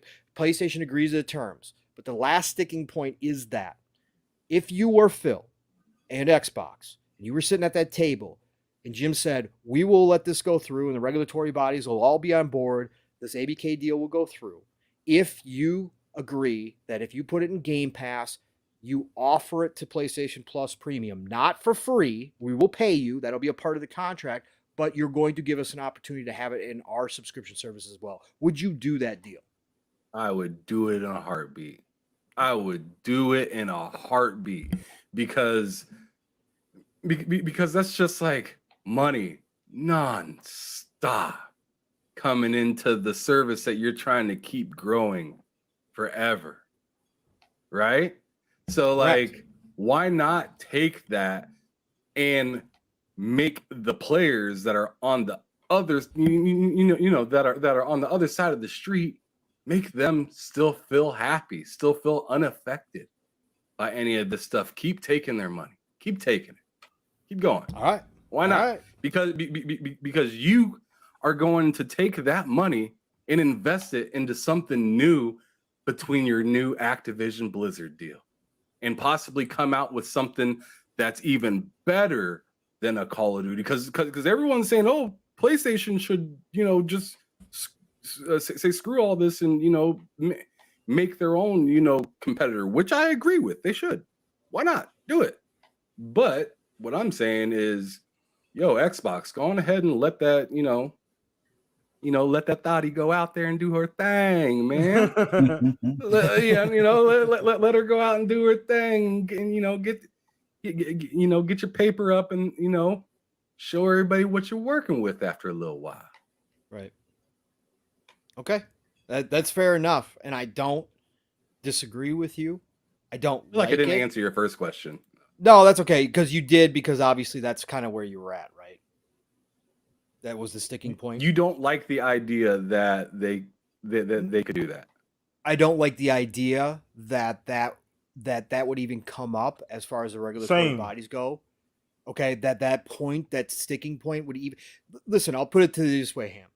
Right now, I said this last night on Xbox Ultimate because I've been thinking about this. Right now, it feels like the EU and the CMA are the agents for Sony. They're not doing their job. They're the agents for Sony, and they're sitting there trying to negotiate a new contract for Sony from Xbox to get this deal to go through.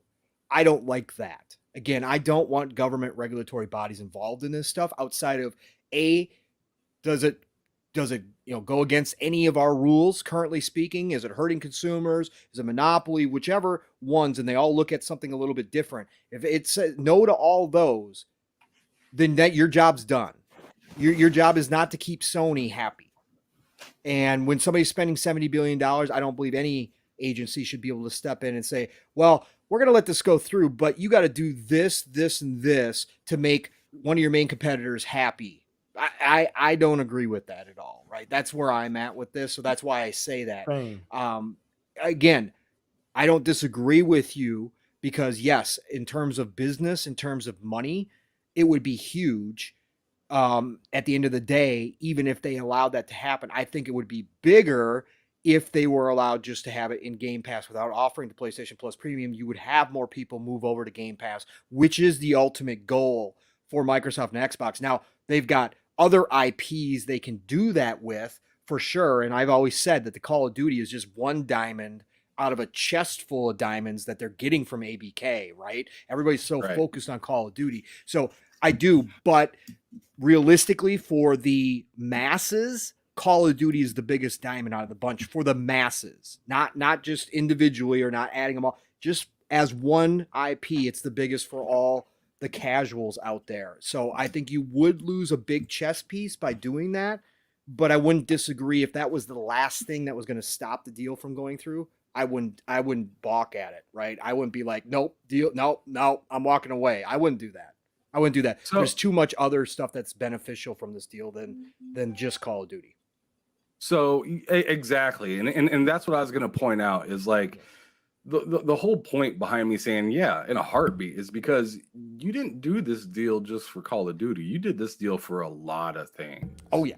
So if they're just begging and crying for one thing, and that one thing you can set the price for, why not? Sure, just get these dudes off your back. Let you know. I mean, because if all these government agencies are going to come in and co-sign and whatnot, at this point, I'm thinking, Microsoft, y'all so rich, you know what? Beat them at their own game. Beat them at their own game. They think they're going to try to stifle you by just stifling Call of Duty. Okay, all right, well, sure, y'all have Call of Duty, but remember, we have all of their developers. So if we want to make something dope and change the name, we will do that. Right. Yeah, I don't see any problem with it. No, just do it. Yeah. get the Exactly. deal done and let's get out of the building. That's what I'm saying. That's the whole thing. That and I think that's where they're all at right now. Is we just again, they knew it was going to take some time. They weren't. We all hoped, or a lot of us hoped, that it would get done before the end of the year when they came out with that June of next year date to end this. But they obviously knew. The attorneys obviously knew what this kind of battle was going to be, and it's sounding like now that the EU has given themselves an extension until April 11th. That we're probably going to wind up closer to that June range than all of us wishing it was going to be done this year or early next year. So great points, Ham. I'm glad you went there because you did bring up some things that I've been thinking about as well. Let me address this real quick before we get to PTK. Gabe in the chat. Gabe, I love what you bring to the chat. By the way, my friend, you always have good comments and thought-provoking stuff. So I just wanted to address yours real quick here. Why can't folks be honest and say that Microsoft should keep Call of Duty for themselves? This is a business, cutthroat. Who cares if our competition can play the game? Just because you have talented developers doesn't guarantee that they will create another hit video game. That is all true, Gabe. And if there was no regulatory bodies that were going to get involved, not only in this deal, but in future deals down the road, I 100% agree with you. If this was the wild, wild west of business like it used to be a long time ago, absolutely. I've said for a long time, if I was Phil, I would have been cutthroat a long time ago. But you know what? With what they've done to build this kind of goodwill, they built up goodwill, right? And this kind of becoming the good guy out of all the big tech companies when they used to be the biggest, baddest bully that everybody was out to get. And now that they've kind of reformed themselves, and even though they're under heavy scrutiny, out of all the tech companies, Apple, Google, you name it, go down Meta, Microsoft stayed out of the spotlight because they've been working in different ways. They now kind of bully with a smile on their face. They kind of punch you and then pick you up and brush you off, right? That's kind of who they are now. And so I because you would not want to get cutthroat and just keep Call of Duty, because then you could wind up in a spot where these regulatories don't pass this deal or future deals. And now what are you going to do? Now you're kind of dead in the water when it comes to acquisitions outside of small ones. And Microsoft, Xbox, they're not done. And they're not done with big ones. They're going after another publisher in the East, I believe. I think they got one more publisher in them at least. So if that's the case, they got to play this game right. Otherwise, they're going to lose before they even get started. So I think that's why they're not going that route, Gabe. But if all things were equal, and there was no regulatory bodies, and they didn't have to worry about anything, and you could just crush your competition, absolutely you do that. Absolutely 100% you do that. Of course, it would make sense to keep Call of Duty. PTK. I wanted to bring a point to Gabe real quick. Yeah. Because Gabe said, like you just got done reading, that it doesn't guarantee that they will create another hit video game. Sure, but then you ask the question, why did you even buy them? You know you can get a hit out of them. That's why you bought them. You didn't buy them just to piggyback off of what they have already. You bought them to possibly, dig deeper into the IP that they have, seeing that you have so many other teams that they could possibly work with and spread out the workload. You have the opportunity to bring more stuff to like cloud gaming and mobile devices. You got more opportunities with gaming on PC and stuff like that. So I mean, like they have so many well-rounded areas that just need some cleaning up. And I think this deal, as much as people want to put it all on Call of Duty, yeah, I get it. It sold crazy numbers. I mean, that can't be, scoffed away at all. But at the end of the day, they're the ones that made it. You know what I'm saying? And I feel very confident that with them getting established crews like that and what they've picked up with like Bethesda and stuff like that, you're already starting to see some of the fruits come out of Bethesda here coming within this year, 2023. Correct. Could you imagine when you see an Activision Blizzard Xbox Studios game and it ain't going to PlayStation? Correct. And there will be those, right? There will be those.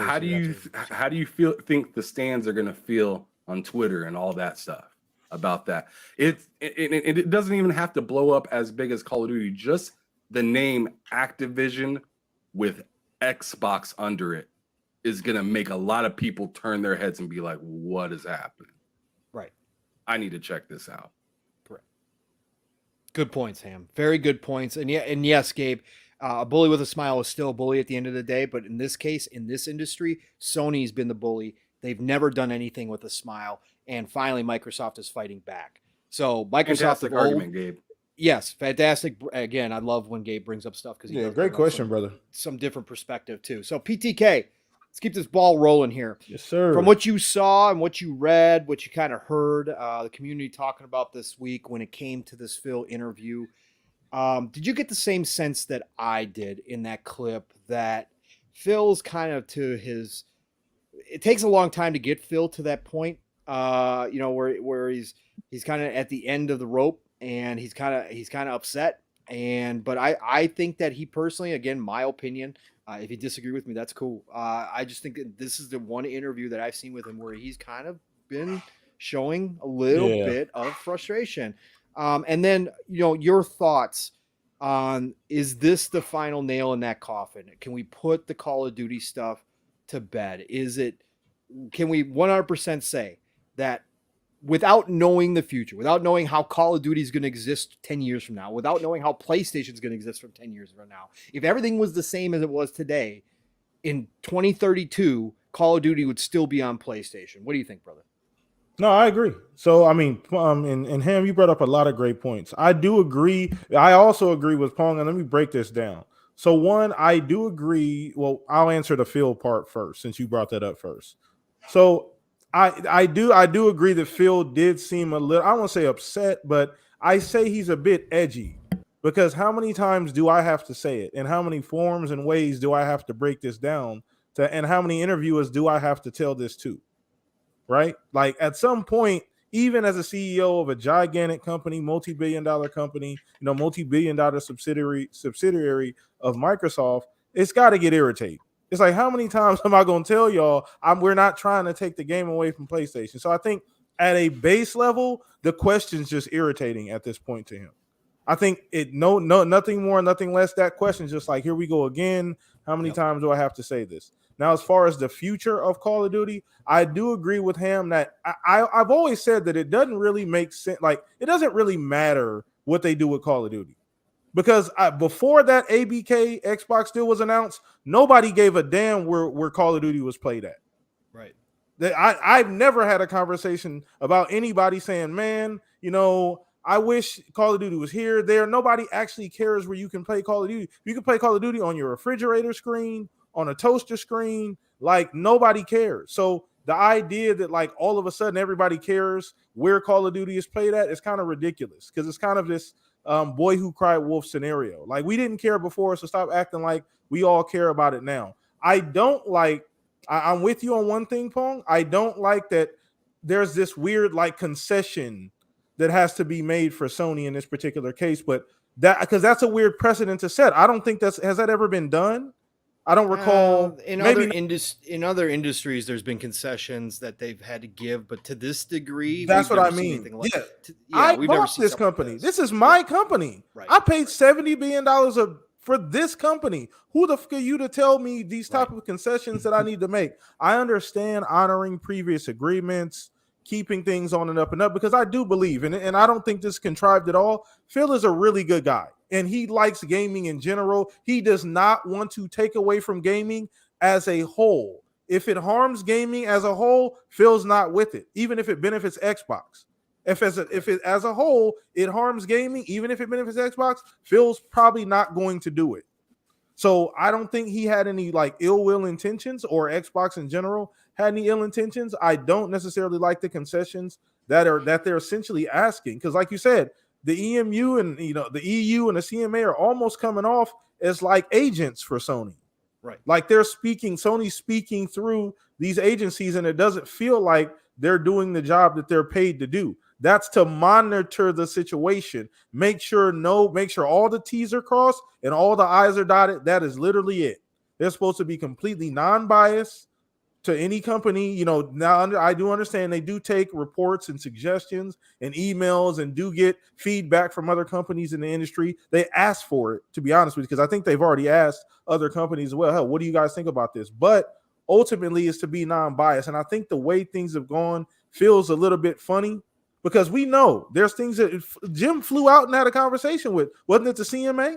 Yep. Or was it the EU? I can't remember, but it was the CMA. Yeah, he flew out, said, "No, I gotta come talk to you before this." Like that's like, to me, like, come on, like why are we doing this? But I understand, like, we can make it easy. Just give Sony whatever the hell they want. There is a lot more to this deal, and I think people understand that people get caught up on a Call of Duty thing. That's not even a big deal. Phil said it himself. It's really the Candy Crush, some of this other stuff. It's the potential of ABK is what we're buying. We're not buying just Call of Duty. We're buying the potential that they have, because if you think about it, that company, ABK, should be twice as big as it currently is. They haven't done shit. That company's been on a managing level in the dirt for so long. They've stymied themselves. They've cut their legs off. They had the entire company working on one game. They let the biggest game in the world, World of Warcraft, die on its own. They weren't doing anything in the mobile space outside of Candy Crush. That company really should be theoretically, Pong, and let me know if you agree with this, double the size it currently is. Yeah. If the company had been ran properly. Am I correct in that assessment? Yeah, correct. With the franchises and everything that they have, Activision should be ruling. They should rule the world. They should be right up there with Rockstar as far as these huge IPs that like change the course of where things are going. So on one hand, I agree with him, but on the other hand, it is irritating the concessions that seem to need to be made out of this deal on Sony's behalf. And you asked him that question about if I was going to propose that to you as well. Yes, if that was the last thing if that was the last sticking point to this deal, would you do it? I don't even gamble, but I'm gonna have to go back to the lawyers. We're gonna have to talk, because I'm not just making that concession right away. Who the fuck are you? Right. Like, what are we talking about here? This is not harm. I mean, like, it may harm their business in one way or another. We're not taking it off the platform, but why do I kind of got this to put in Game Pass? Right. Like, that's kind of why we're doing this. You know what I mean? So it's kind of irritating that there's this new avenue called Game Pass that caught, and once again, they karate kicked Sony in the side of the head with Game Pass. Sony was not ready, and they're not able to move in this space quite yet, or quite the way Xbox will. They probably never will be able to, because they don't have the resources to. Right. But they're trying. That's the irritating part. I don't think I would make a concession that quick. I'd have to go back, and we'd have to figure something out. Maybe there's some other concession I can make. Maybe give you exclusivity for exclusive marketing rights for a little bit longer than I initially offered. But I'm not. You're not going to stop me from putting it in Game Pass. That'd be even more weird though, PTK. I mean, maybe I don't know. Like, can you imagine? Can you imagine Xbox first party and the marketing rights are with Sony? or with Sony, right? Like, that's what I'm saying. No, the concessions are weird. They already have a deal in place. We know it's another at least 3 years? At least 3 years? It's 2025, if I'm correct. 2 to 3 years. Yeah, it's essentially 2 to 3 years. So we're already gonna, we already have to like let that play itself out.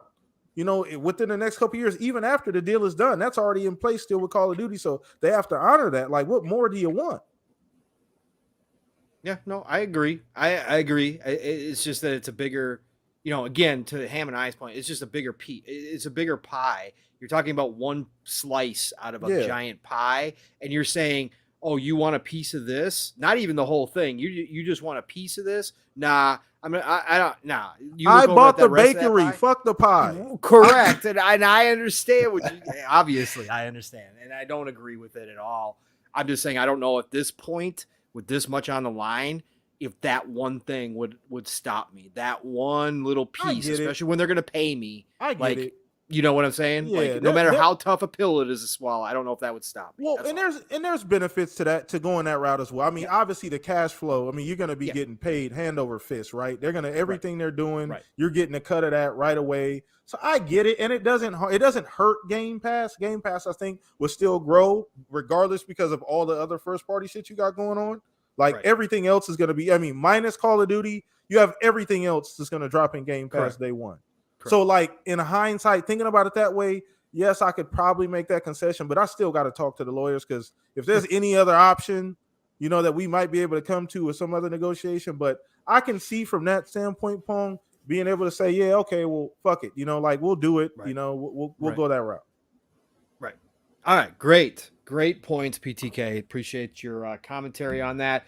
And, of course, last but not least, and in any way, shape, or form, it is Fuzzy, who I know has some opinions on this, and I've heard you talk about it this week as well. Mm-hmm. But Phil's interview, Fuzzy, for you, I'll propose the same questions. Yeah. Was this kind of the last stand here for Phil, where he's just kind of finally putting his foot down and saying enough's enough? Do you think this got personal for Phil? In some way, shape, or form, like we talked about in Xbox Ultimate last night. And then would you, if this is if the final sticking point is, hey, if you're going to have this on Game Pass, then we want it so that you have to offer to us for PlayStation Plus Premium. Of course, not for free. We're going to pay you, but it's got to be a part of the contract. Would you do that deal to get ABK through? All right, starting with the Phil aspect, he's got to feel like a broken record at this point. So I'm pretty sure in that brief moment there, it did get a bit personal because you can only say the same thing but so many times before you finally like, look, I'm tired of telling y'all the same shit. It's like tell your kids to clean up the room. But didn't I tell you this an hour ago? It's like, didn't you not hear the interview that I did with you guys last week type of thing? It's like, of course he's frustrated and rightfully so, for the fact that it seems like, and not to point the finger at all of the gaming media, but it seems like they're tone deaf to what he says. Like, sure, the whole VR thing, everybody wants to point it out. Phil's a liar. He lied. That things can change. I mean, do we not remember the statement? We believe in generations. But all of that aside, yeah, he's a bit frustrated because he's saying the same thing over and over and over and over and over and over and over again. So I think it's quite clear that their intent is to keep it on PlayStation. I don't think that the 3-year additional offering was to say that's it.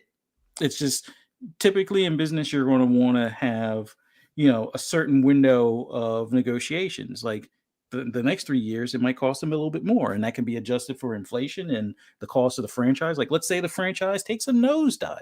Well, they can't go there and say, okay, well, 3 years later, hey, we still want that $50 million check. No, it's not worth a $50 million check at that point. So I don't think that the 3-year was just to kind of be like, this is your last, life preserver or olive branch type of thing. I think it was just a matter of standard procedure, come back to the table in 3 years and continue to do that, in perpetuity for, as long as the series or the other brand lasts. So I don't think there's any question.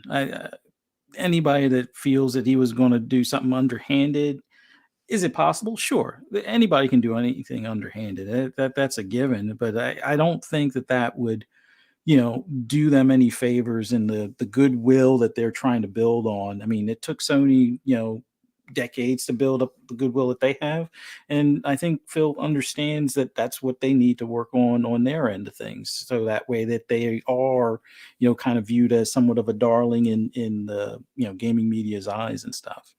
But as far as the sticking point aspect of the deal, I'm kind of with PTK. Have the lawyers kind of look over some of the wording, because there's going to be a few things that I'm going to make sure. One, Oh yeah. that if we change the name, it doesn't go against us. Like, and I'm not saying that this is something that has to be done, but Modern Warfare seems to be the most popular aspect of Call of Duty outside of Warzone. Like, Warzone's a given; it's going to be everywhere. And zombies as well. Yeah, and zombies. Yeah, I so it's like Fuzzy's thinking right now. Yeah, I'm so liking it. That's what I'm talking about.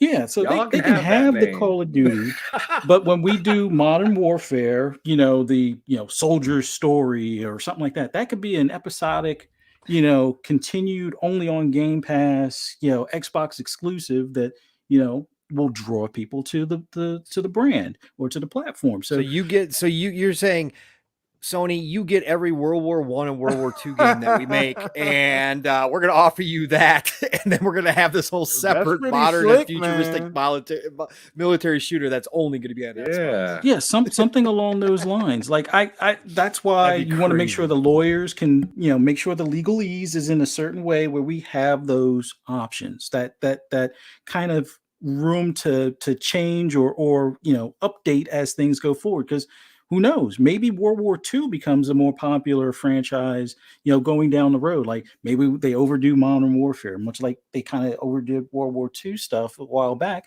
Let's say in 10 years, Modern Warfare is the dog pile type of thing, and everybody wants to go back to boots on the ground with, pistols, or maybe they want to try something completely left field with Revolutionary War stuff with How about with medieval flintlock Call stuff. of Duty? How about knights? Exactly. Let's get knights and horseback. Let's do it. We got chivalry for that, buddy. Yeah, I know, but exactly. let's do it. Let's do it Call of Duty style. Yeah, but that's the thing. Like, make sure you don't corner yourself into a deal that you don't want to live up to 5 years down the road, 10 years down the road. Give yourself breathing room so you can adjust things as the market sees fit. And when it comes to setting the price, that's another room that they can't say, well, it has to be within this certain range. As long as they're paying us and we get to set the price, I want to make sure we can set the price so it's not that it's like a detriment to them, because we could bankrupt them easily or make it so it's so expensive that they don't want this deal anymore.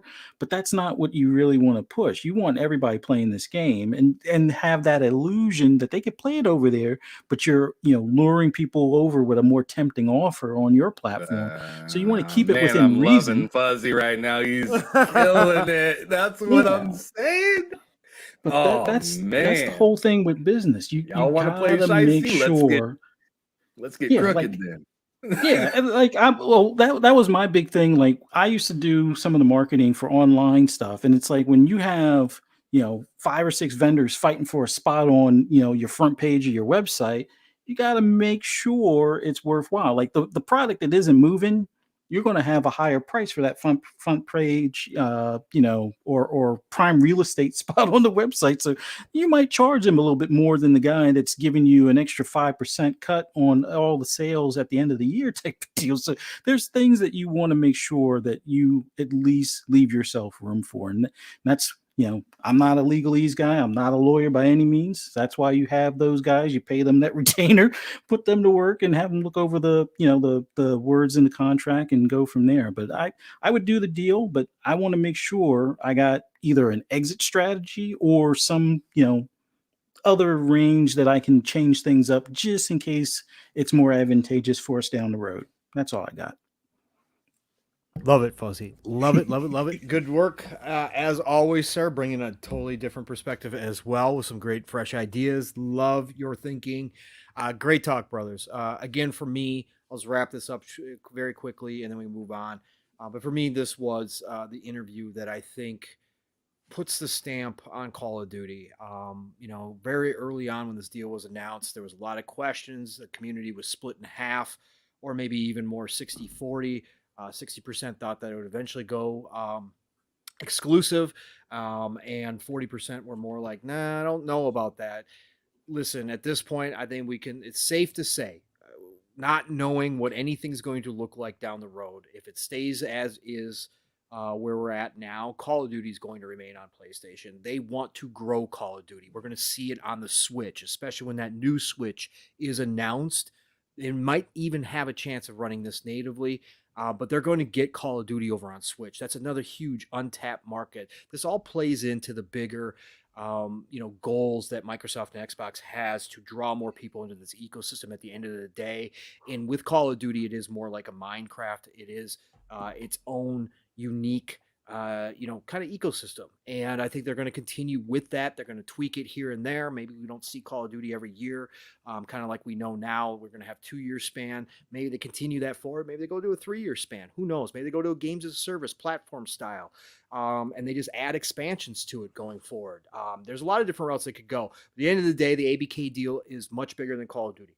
Much, much bigger.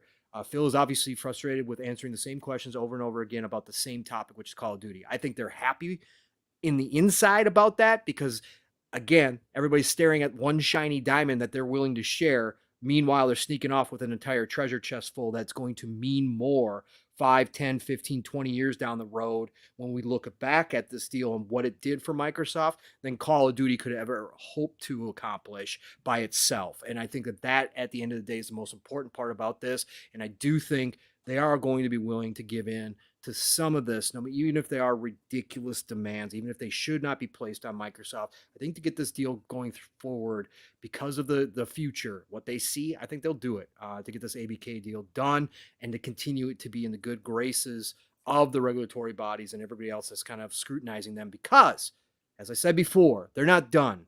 There's going to be another publisher that they're going to buy. It may not be as big as ABK. Chances are nothing's going to be as big as the ABK deal, but they are still going to be in the same spot yet again. And they're going to be able to walk in that room with a big smile on their face and say, we told you we were going to do what we said. Call of Duty is now more places than it was before, thanks to us. Now let's get down to business and get this thing approved, this next deal that we got. So I think that's where we're at, brothers. But thank you for your time. I appreciate it. I know we kind of went long on that one. Everybody had so many great thoughts. So it was a great conversation. Thank you. Appreciate that, Pong. Appreciate it, man.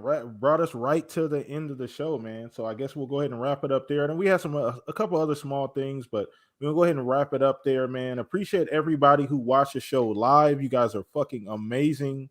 Chat, you guys are amazing. Always we're here with us every week. I did see some new faces, so shout out to you guys who are just coming through to the shop. Shout out to you in the future who's listening later on, tomorrow, whatever the case may be. Appreciate you guys stopping by. But let's go ahead and make sure we give our guests the proper kudos before we wrap this thing up officially.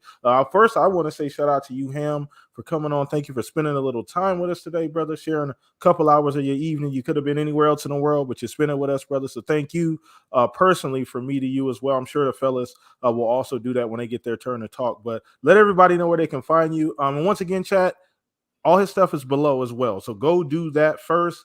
Go look him up, put on a great show. But go ahead and let everybody know where they can find you, Ham. So yeah, I've been in the chat talking. I'm actually talking through my actual YouTube channel. I usually am on my personal one, but my personal one's the one that I use to like watch YouTube and stuff like that. Yeah. But the TV or not TV, but the YouTube channel is TSWS Gaming here on YouTube. You should check us out. We do some pretty dope shows, especially on Fridays. It gets really fun. Sometimes it gets a little messy, but it's always a good place to come if you want to have a laugh and also hear some interesting news. Loke always, which he is the other person that runs the channel with me. He always has some really weird gaming news to bring up alongside of the obvious stuff that we need to talk about. But like he always has some really weird gaming news to bring up, which is always interesting. We always have our quizzes at the end of every show, and those get those get pretty hyped and angry sometimes because he is a sniper when it comes to his quizzes. He likes to play on words, so and they're all true or false questions, so you have to listen real closely to the way he comes at you with these questions. But they're really fun. I see Stanley Francisco yeah, I think that's how you pronounce it. I'm terrible with names, but in the chat, yeah, he's always there every week. Love to see some of you guys that come in there, Mr. Joanna Dark as well. But yeah, check us out there every Friday, and then also I do a show every Tuesday and Thursdays with people all over the world and see what their come up in gaming was all about. But yeah, thank you so much, PTK Blam, Pong Soul, Fuzzy Belvedere, for letting me come up on the stage with y'all, get a little messy tonight with y'all, and just have fun and talk some games, because that's the best hobby ever. Appreciate you, brother, man. Once again, shout out to you, Ham. Chat, do us a favor, go show some love. Everything they got going over there with the podcast, the individual shows that he does as well. Show some love, man. You know what we do, roll out the red carpet for the guests here at the Shop Podcast. But appreciate you, Ham. Won't be the last time you're on the podcast, bro. So always be looking out in the DMs for me, brother. But I appreciate you. You always check up with me when I hit you up. So thank you so much, brother. And let's go ahead and throw this over to my co-host, man, Mr. Fuzzy Belvedere, man. Wrap this thing up, brother. Well, it was just awesome being on here with you guys. Always awesome having Ham Solo on here with us. Love your thoughts and viewpoints on things and the different perspective you take on a lot of the gaming stuff. So, man, always great having you on here. Always enjoy being on here with you, PTK and Pong. Love what you guys do, and just always just love chatting with you guys about gaming. You guys share the same excitement and hype I do for a lot of these games, and man, we got a lot coming down the pipeline here this next year. But for anybody interested in any of my rambles on anything gaming related, just follow me on Twitter and now Mastodon as well, at Fuzzy_Belvedere. Just search in Google, you'll probably find wherever I'm at, whether it be YouTube or even Instagram and things like that as well. Also, you can find me on the Xbox Lunch Break Special at 12 noon on Double Barrel Gaming with Mr. Boomstick, Web Dave, and Crazy Louie. Once again, that's Lunch Break Special at 12 p.m. Eastern Standard Time on Double Barrel Gaming. Later that evening, FSP on Fun Speculations channel at 10 p.m. Eastern Standard Time. On Friday mornings, you can find me on Breakfast with Boom at 10 a.m. on Double Barrel Gaming. And then later in the evening at 10 p.m. Eastern Standard Time, you can find me on Xbox Ultimate with Pong, Mav, Caitlin, Psychonauts, sometimes 3-Bit, and Jasper. We all have a good time. And, show definitely sometimes goes off the rails, but always a fun time as well. And then right back here on Saturday night at 8 p.m. Eastern Time, 6 p.m. Arizona time, right here on the Shop Podcast. Look forward to seeing you guys there. Appreciate you. Thank you so much, man. Fuzz, been here from the beginning. Thank you so much, bro, man. Shout out to you being here every single week, man. And the battery of the Shop Podcast, everybody. Bring your energy, Mr. Pong Soul, man. A little bit extra tonight because I didn't do living split screen. So listen, thank you all for showing up, chat. Again, appreciate the great conversations in there, all the support, all the love. Again, for any show that you watch, even if this is your first time here and you watch 5 other shows, we don't care. We appreciate you doing that. You're all a part of the community, no matter what shows you're watching or where you're at. So thank you all. Nothing but love and respect. Ham, amazing to have you on, brother. Again, always love talking to you and discussing video games with you, with your unique perspective, and your what you're doing with your channel over there is awesome. Keep going, brother. You just bigger and better things for you, and make sure everybody in the chat, if you're not already checking out his content, please go do so. I know you're going to find something that you're going to like over there. 100%. But thanks for giving us your time tonight, Ham, PTK, Fuzzy. You know the drill, brothers. Nothing but love and respect for both of you. Thank you for another great Saturday night. Couldn't ask for any other place to be than right here, right now on the Shop Podcast. Listen, you can find me Pong Soul, Xbox, Pong Soul on Twitter. You guys all know the drill there. Tuesdays, whether I'm there or not anymore, doesn't matter. I'm still part of the panel, and Boom just keeps adding people. So again, Double Barrel Gaming every Tuesday. Boomstick is the man. It's Xbox Factor Podcast. He just added Justin Sand, who is in the chat, newer member to this community. Started Awesome, hanging man. out. Shout out Justin. Listen, yeah, he's part of the panel now. So congratulations again to Justin. But really good dude. And no matter what, Boom's got a full panel out every Tuesday, 12 p.m. Eastern, 11 o'clock Central Time. All good things green. Be there. Thursday nights, except for this next week. You get a week off of PM in the PM. Pong and Mav in the PM is not on this week because, of course, it's Thanksgiving time. It's Turkey Day here, obviously, in the United States. So please go enjoy your families or whatever the case may be. But you got a night off, but we'll be back in 2 weeks. But that happens every Thursday outside of holidays or real life stuff, 7 p.m. Eastern, 6 o'clock Central Time. Check out last weekend's, check out this last week's. If you get to Thursday and you got nothing better to do, hey, go check out our last show. Otherwise, Fridays, it's back over on Fun Speculations channel. Mav thinks he's still going to do a show this week. We'll see who shows up, who doesn't. But Fun Speculations channel, it is Xbox Ultimate, 9 p.m. Or no, excuse me. We've changed the time officially, 10 p.m. Eastern, 9 o'clock Central Time. That's right. It's a late one. It just makes it easier on everybody to make sure we can get there. But Xbox Ultimate, like Fuzzy said, sometimes we go left. Yeah, no, we always go left. And last night was ridiculous. We went around in a circle. We went so far left. So you got to go check out last night's episode. It was amazing. We were dying laughing. Don't know if you'll find it funny, but we sure did. So guess what? We'll make ourselves laugh. Xbox Ultimate Friday nights, 10 p.m. Eastern, 9 o'clock Central Time. Living split screen every Saturday unless real life barges its way in or, holidays or whatever. But, we didn't have one today. But me and my brother from another Steel Rain will be back next weekend, Saturday, 9 or 10 a.m. Eastern, 9 o'clock Central Time, 3 p.m. BST time. We are on Mission 1K, so bring a friend, tell a friend. And then otherwise, I will be back here next Saturday night, same time, same place, same bat channel, the Shop Podcast. It's the golden age of gaming, people. Get out there, enjoy it. There's so much to play right now. And if you haven't tried Vampire Survivors, please go download it right now and try this crack. If it's not crack to you, that's fine. You can uninstall it. It's a small game. No big deal. No loss. But go try this game out. You might find yourself addicted like a lot of us. It's a blast. Anyways, play what you love what you play, and I'm going to talk to you all real soon. Shout out to you, man. Once again, the easiest way to keep up with Pong, he has a lot going on generally. Go follow him on Twitter. All the links are there. Easiest way to keep up with everything they got going on. But shout out to my amazing co-hosts that make me look good every week. Once again, our guest Ham.